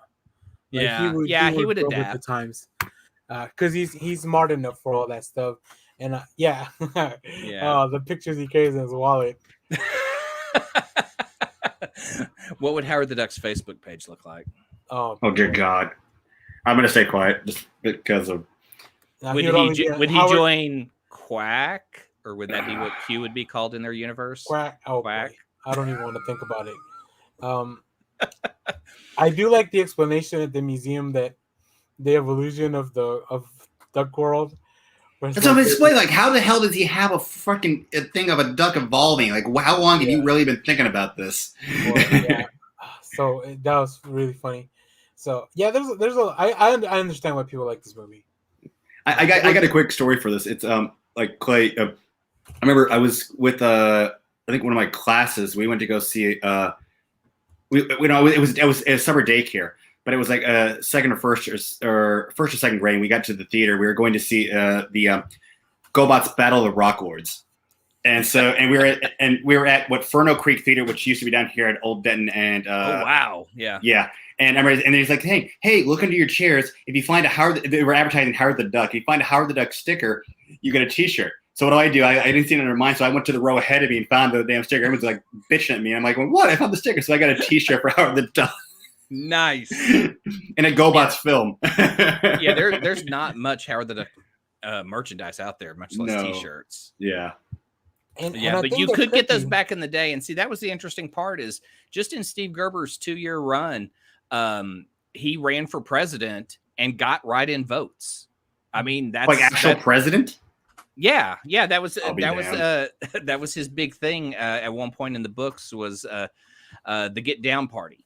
Sure. I think I said that right. Yeah, there's a cover where he's busting through the newspaper saying he wants to be president, right? Yeah, Something yeah, like and so it was just kind of this bit during '76, and they like sold buttons and made a big thing out of it, and he got write-in votes.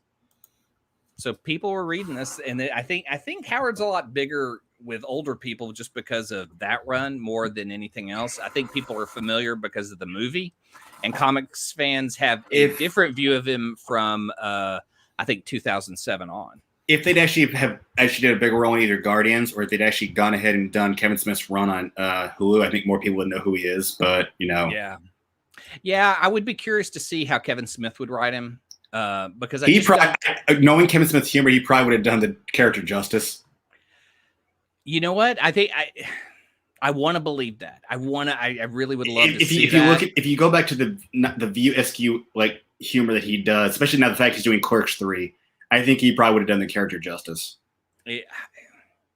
He would be a mixture of Dante and Randall. Yeah. Oh my God. He would be a smart mouth, negative, funny dude who just isn't happy where he's at and just can't get out of that funk, but's found somebody. Oh yeah. I think if Kevin Smith's, I would love to see it, just like I loved seeing his Green Hornet, even though they didn't do a Green Hornet based on his script. I tried. But they used the script for a comic book, which I thought was actually decent. Yeah. And I read that, and I liked that. I liked his take on Green Hornet way better than that. Well, I mean, come on, just go back on when he did Green Arrow and Daredevil. He actually did the characters justice. It's when. Yeah. I mean, okay. Aside from people bitching about him with Master Universe, that was a line that he wanted to do justice to. He doesn't. But that's not what he knows. Yeah. But with Howard the Duck, that's an area where he knows it's an area that he knows. I think, and especially with his humor, given his past history of films and stuff, I think he would. Yeah, you're right. Howard is Randall mixed with Dante. He's our love child. Yeah. So now maybe I want to see that. Maybe I'll hunt down and see if he's ever put that script online. Oh, that'd be cool.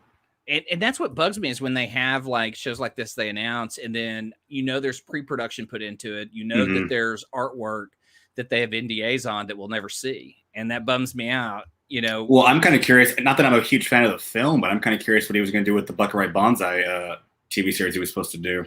Yeah. There's just so many properties out there and different people dealing with them.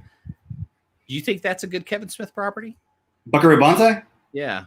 I don't know. I'm not a fan of I'm not really a fan of the major film itself. Then again, I'm also not a fan of Peter Weller. So motherfucking RoboCop. He's a dick. He's a dick. Really? Well, yeah. You know the stories when he came to Dallas.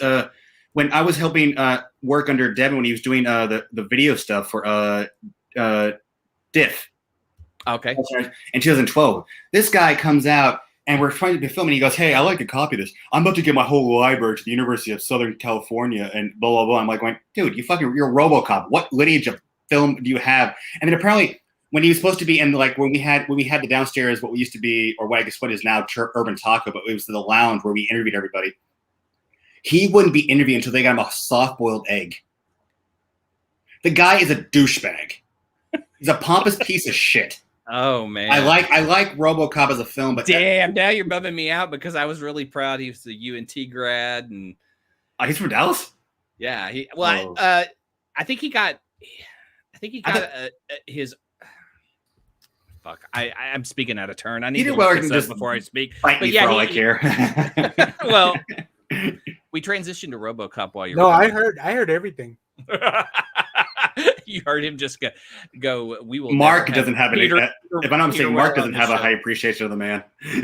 I enjoy a soft-boiled egg as much as anyone else. But you say I'm not going to be interviewed until you get me one. Fuck you! You're RoboCop. You're not fucking Steven Spielberg. I don't start this podcast till I have my soft-boiled egg.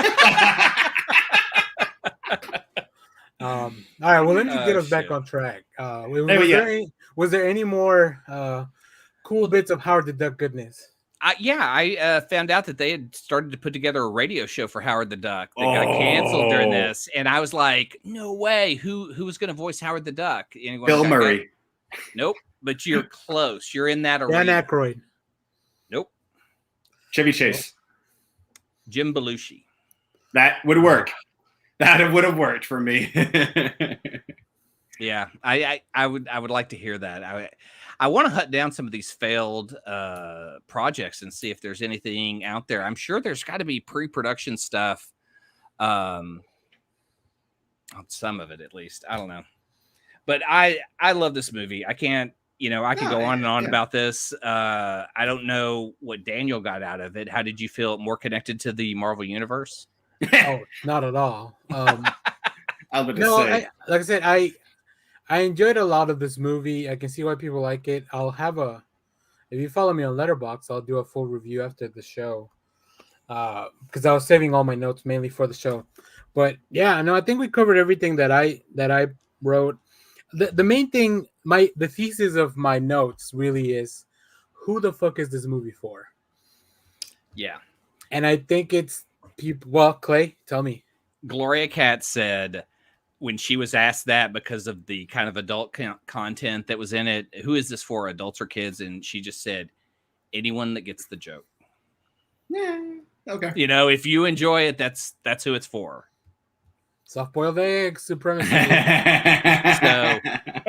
and we had Howard shown at the Texas Theater a couple years ago. Oh yeah. And made it into a giant drinking game for everyone involved. That anytime it looked like there might be bestiality on the screen, you drink. And so, how drunk you get? I thought it was every time they used some kind of wordplay with the duck. With duck, yeah. Hi, Ducky. Yeah, there's 2 documentaries on the film. One of them is on YouTube. I'll link to it in the show notes. But yeah, I love Howard, and I hope to see more of him. I really love Steve Gerber's take on him. I love that kind of comedy more than slapstick and the silliness. Howard the Duck, Sorcerer Supreme. What if?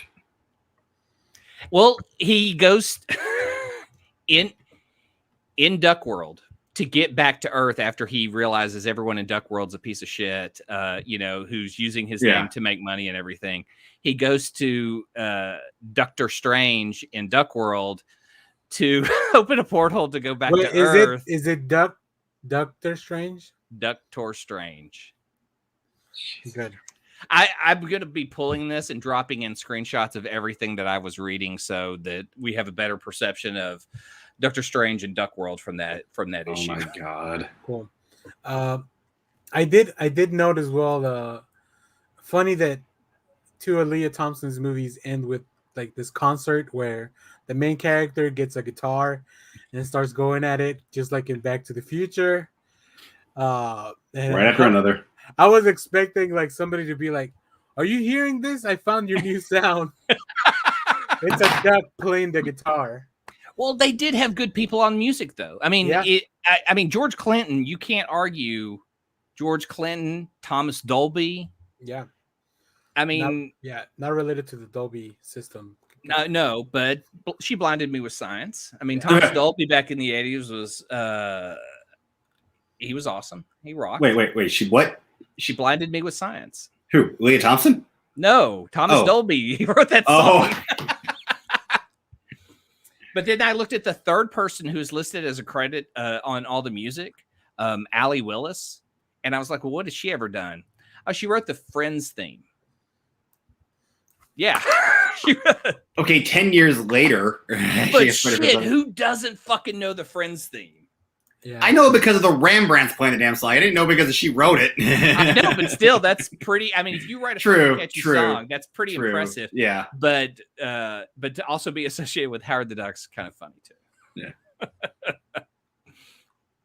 Let's see. I'm looking through the trivia, see if there's anything else. Oh, the Evil Overlord is an actual Marvel villain. That's cool. Now, according to this.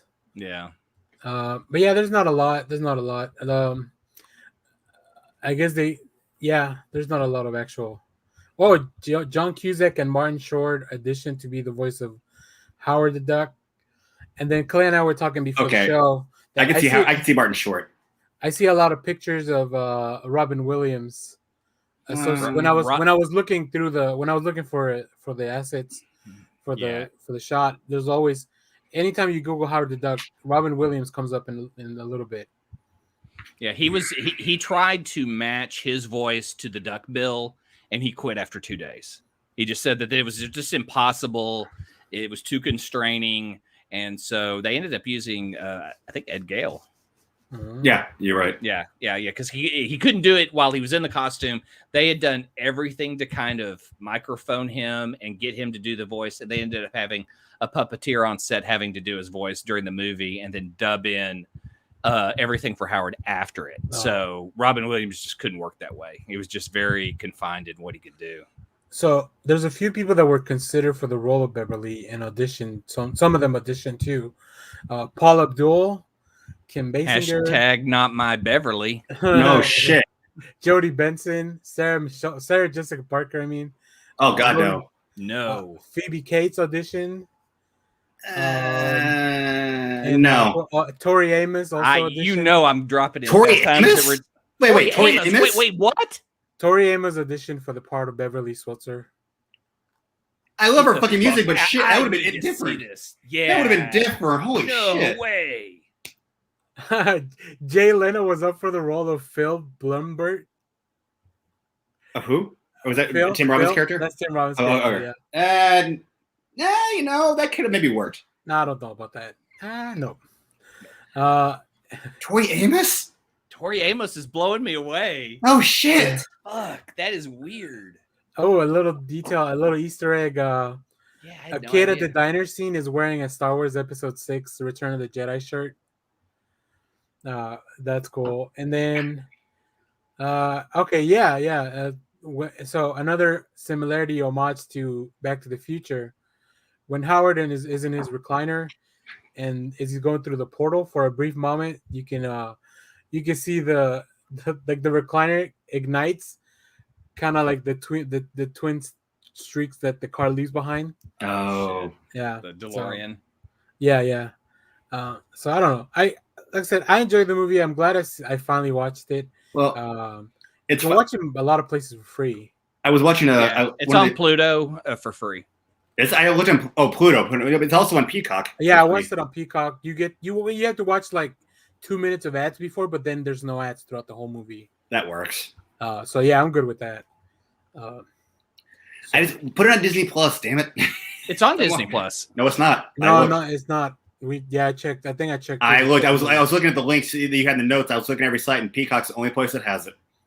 Yeah, Peacock and Pluto have it, but Disney Plus doesn't. I thought it did at one point because I thought I remember taking a screenshot when I saw it pop up. Maybe they remove it. Maybe it's too. I don't know. I mean, this. Put your adult section. Come on, Disney, get off your fucking butt and make an adult section like you're supposed to. Not like porn, but there are older based films. I'm glad you clarified. Not porn. Not just porn. An adult section. Put out your furry movies. God damn it. They're gonna have all their films are furry films. I mean, come on. This.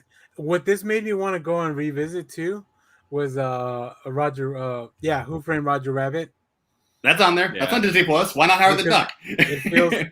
I get a lot of the same vibes of like weird shit going down, and how many sexual innuendos do we have in Who Framed Roger the Rabbit? I mean, come on. Yeah, way more. That version of Earth and cartoon world's even hornier than this Earth. Oh shit! Very. I mean, just Jessica Rabbit. Yeah. Whoa. God. All right. I'm not dangerous. I'm just drawn that way. Yeah, it's not her fault. Okay. Is there anything else we want to talk about Howard the Duck? I'm good. I fit up everything I can. All right. Well, hopefully that's it. I loved it. I'm just happy to be able to talk about it. Yeah, me too. I really enjoyed it. Like I said, I'm glad I watched it, and I'll put my full review on Letterboxd. So if you follow me there, link should be in the description after the video goes live. So yeah, if you watched it, let us know. Oh, hey Robo, shout out. We were on the I Freaking Love Comics stream talking about DC movies. Yeah, that was fun.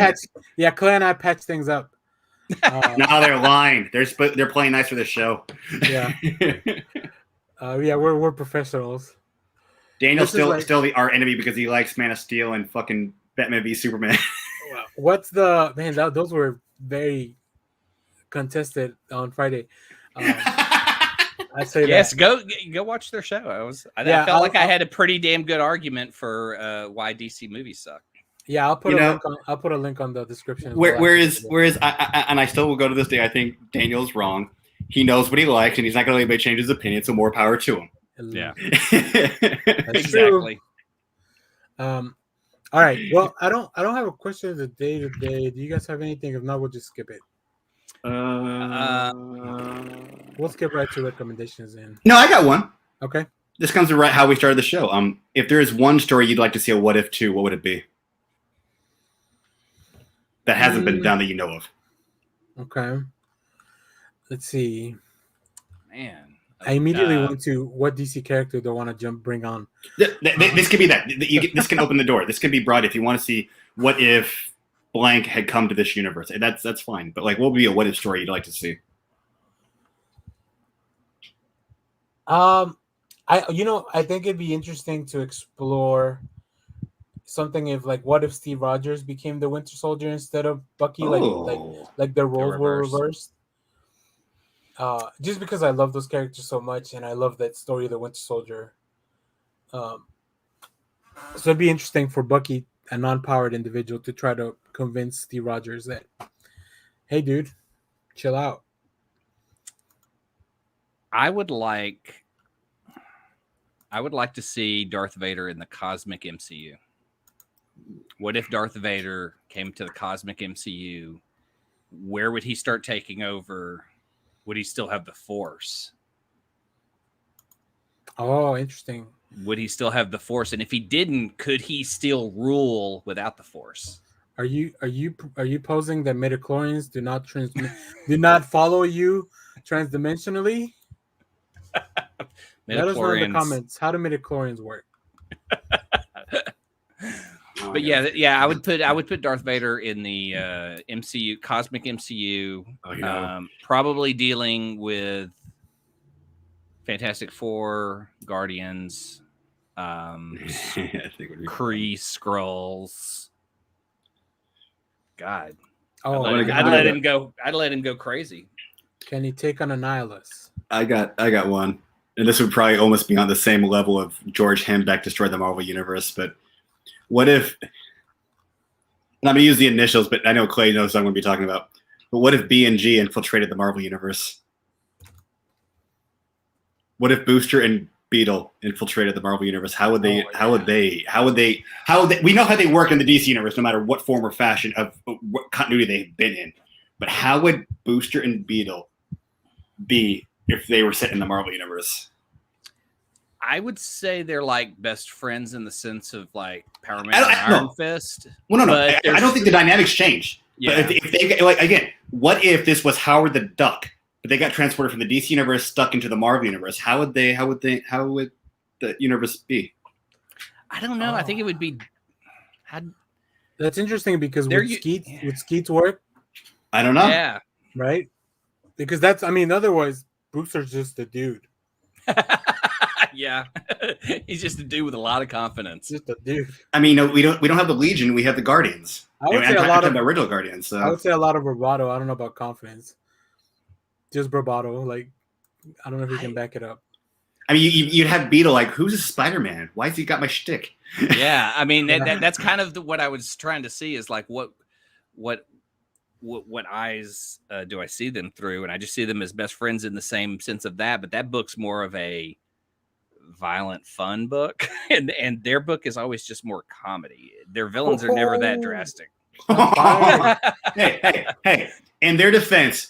The Suicide Squad and Shazam are good films. And what if the DCU movies were good? That an interesting proposition there, Carlos. He's got a point. Well. What if Zack Snyder hadn't touched the movies? We would never get Army of the Dead. You take that back. I somehow feel we'd still get Army of the Dead. Yeah, we still get Army of the Dead. He's done zombies before. It's not a big reach. You know what though? I'm really excited for whatever that Zack Snyder pitched Star Wars, and they were like, "No, thank you." So he's just gonna make his own movie, like he's just gonna make his own space epic thing with Netflix. It'd be so funny if it was Flash Gordon.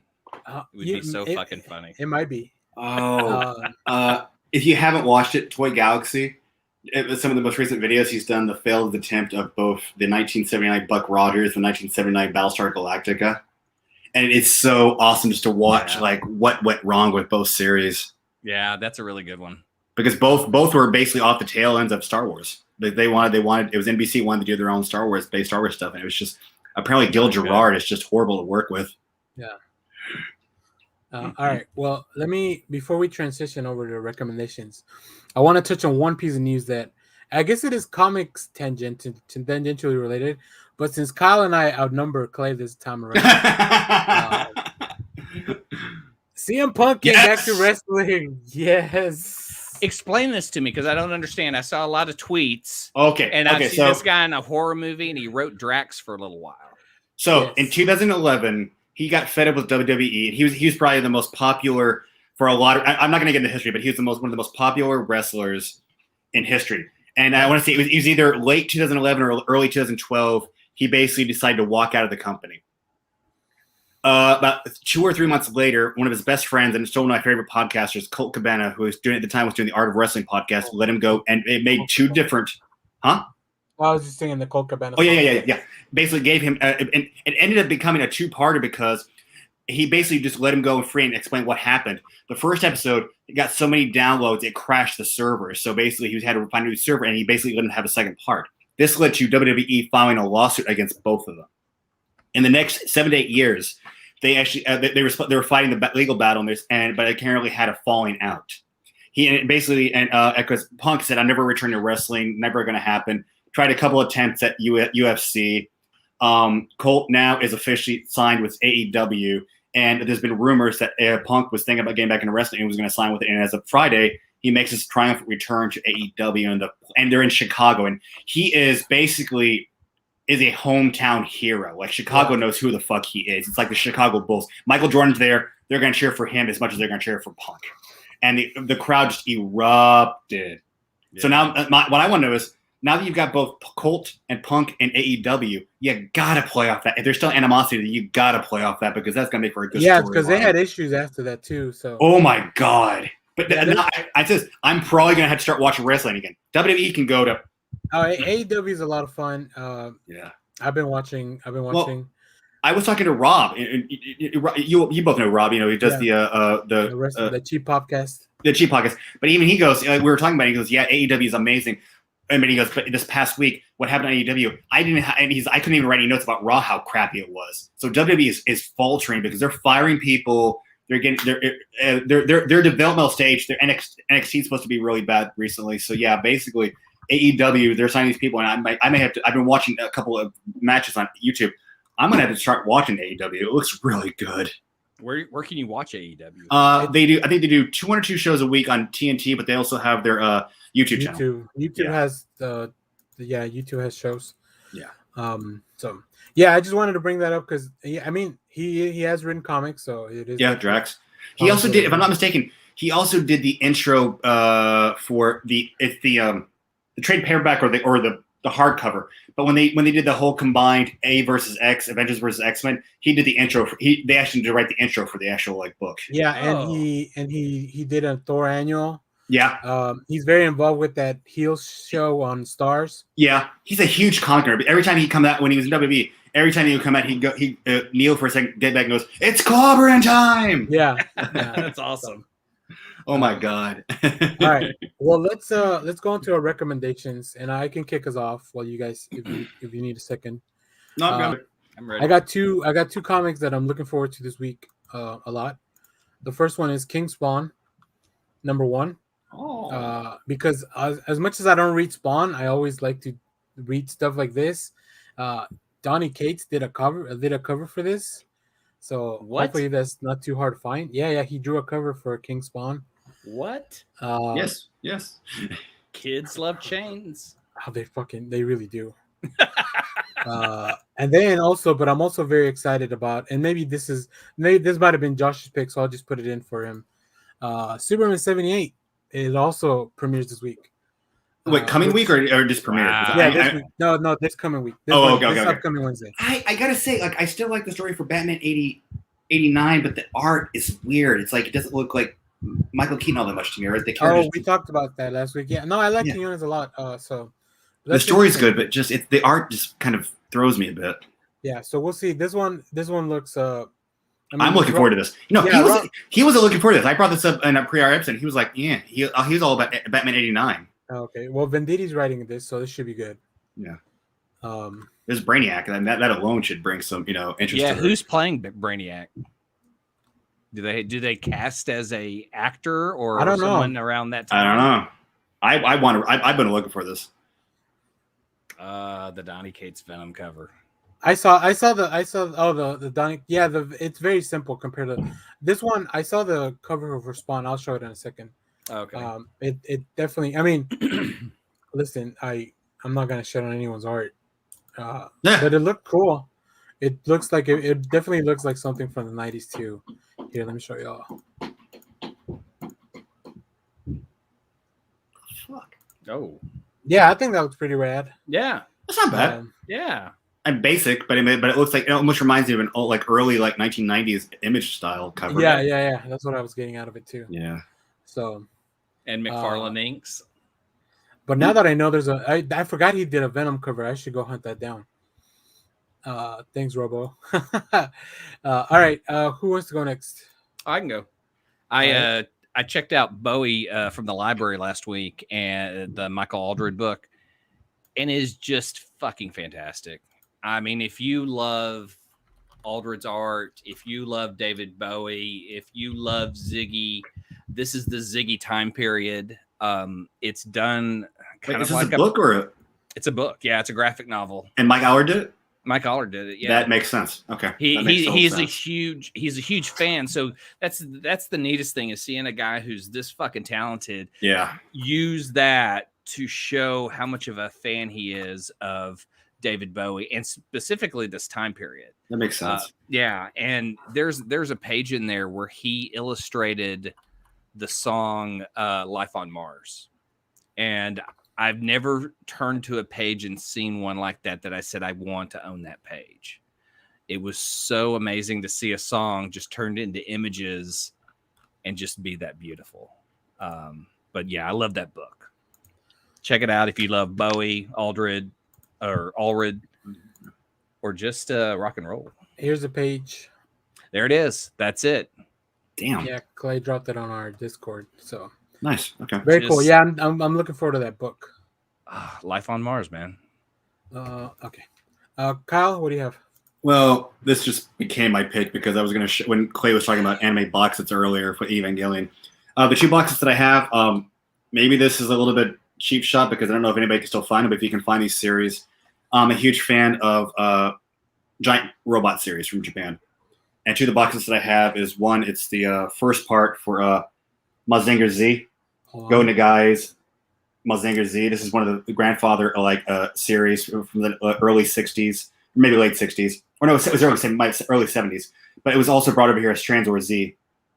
Oh, okay. Yeah. And then the other one is, and I only bought the first one. I wish I'd bought the rest of it, but basically it's another one called Armor Fleet Die Rugger. This is what became the Vehicle Voltron series here in America. Oh, okay. I've never watching the original format, if you guys can find this on something like whether it be Filmation, if any of them have it, they're worth watching because they are so different compared to what, I mean, one of my favorite thing is Go Nagai is, if you ever watched Devilman, he has this almost great art style, but it's almost kind of on that verge of almost not pornographic, but very kind of adultish. And one of the things is if you look at I love it. You have Mazinger. You have these kind of red fins here on the front. He has this defense that shoots a laser and he goes, "Blast the fire!" And all the attacks have names. Rocket Punch. It just yells out all these different names and it has different weapons. It's just a lot of fun to watch. Cool. Let me bring us back.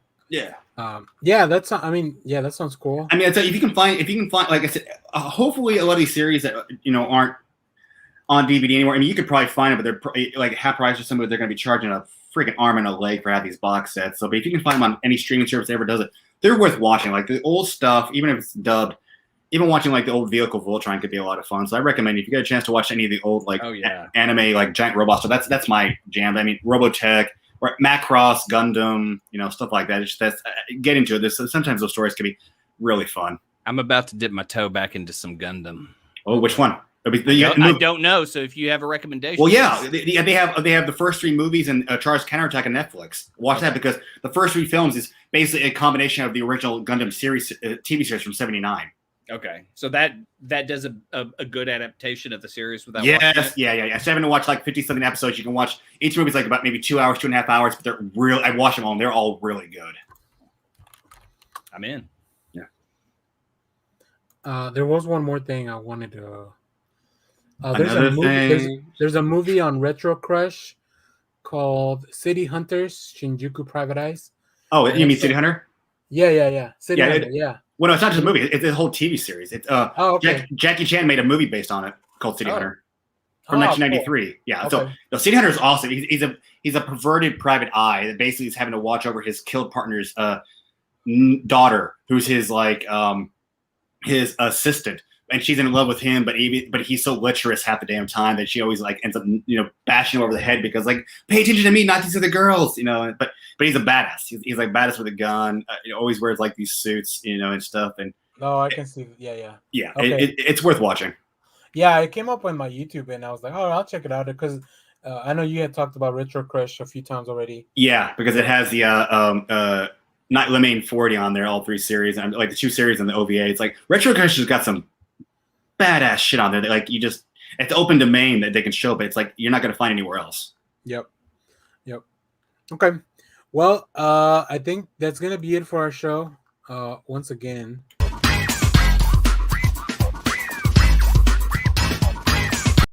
Really, I never... Oh, I'm sorry. Did I break your concentration? Thank you, Josh and Sam. Josh and Sam. So Peacock's new series, Josh and Sam. Josh and Wednesday Sam, nights at 8 p.m. oh man, I would watch the shit out of that. So is he Jules as Sam or is he Sam? No, it's Josh and Sam. It's Samuel L. Jackson and Josh Rose. Wednesday night, 8 p.m. Peacock. I feel like he's more of the. Is it Marvin? I don't know. Like I'm picturing, like, I'm trying to think what character is Samuel L. Jackson. I'm thinking Samuel L. Jackson from the what the hell? What's the fucking movie the Bodyguard? Hitman's Bodyguard. Yeah, Hitman's Bodyguard. I'm thinking that's more of a Sam Jackson kind of. I want to see with Josh.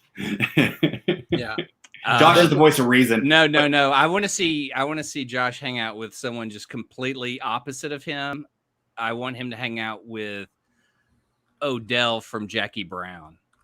Oh, You know, when Sam Jackson plays that guy, that guy's creepy and scary as fuck. He took Chris Tucker out, put him in that trunk, and killed him. Oh, speaking of Chris Tucker, HBO Max finally fished the audio on Rush Hour 2, thanks to my tweet. So I was able to finally go back and rewatch that. Well, I'm glad. So how what do you did mean they it fixed end? the audio? How did it end? So they the audio wasn't synced properly on the Oh, movie for the God. longest time, and there was a weekend that everyone was tweeting at HBO Max because like shit was going wrong left and right. So I That sent them a app is tweet. piece of shit. I sent them a tweet like, "Hey, I've been trying to watch Rush Hour 2 for a while, but the audio's not synced. Can you guys look into that?" And then they tweeted, they responded like from the HBO Max account. They're like, "Yeah, we are aware of the issue and we're working on it." And then a couple of days ago, they tweeted me back. No way. They're like, "Oh, hey, by the way, we fixed Rush Hour 2." So I was like, "All right, cool. Time to go back and watch it." So still, there's a Go lot back of and watch it. there's some stuff that hasn't aged well, but I still, movie's pretty entertaining still. So there you go. Go watch Rush Hour 2 on watch the first two Rush Hours. The third one's not as good.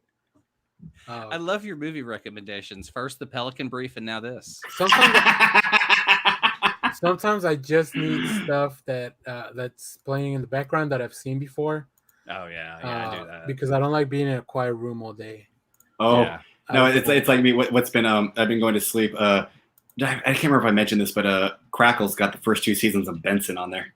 Oh, I love Benson. Yeah, And now I kind of want to watch this now that Kyle brought it up. it's awesome. So it literally is worth the fuck. There's all I'm gonna say is there's a Street Fighter scene in there. okay, I'm gonna look for this. It's amazing. Yeah, this is one of my first. I think this was the very first Jackie Chan movie I ever saw. Oh, Oh, really? Went to Oh. Dallas Fantasy Fair fall of '92. Ended up getting a copy of City Hunter and took it home. And I was like, "This is amazing." That's what started me down the role of being a Jackie Chan fan.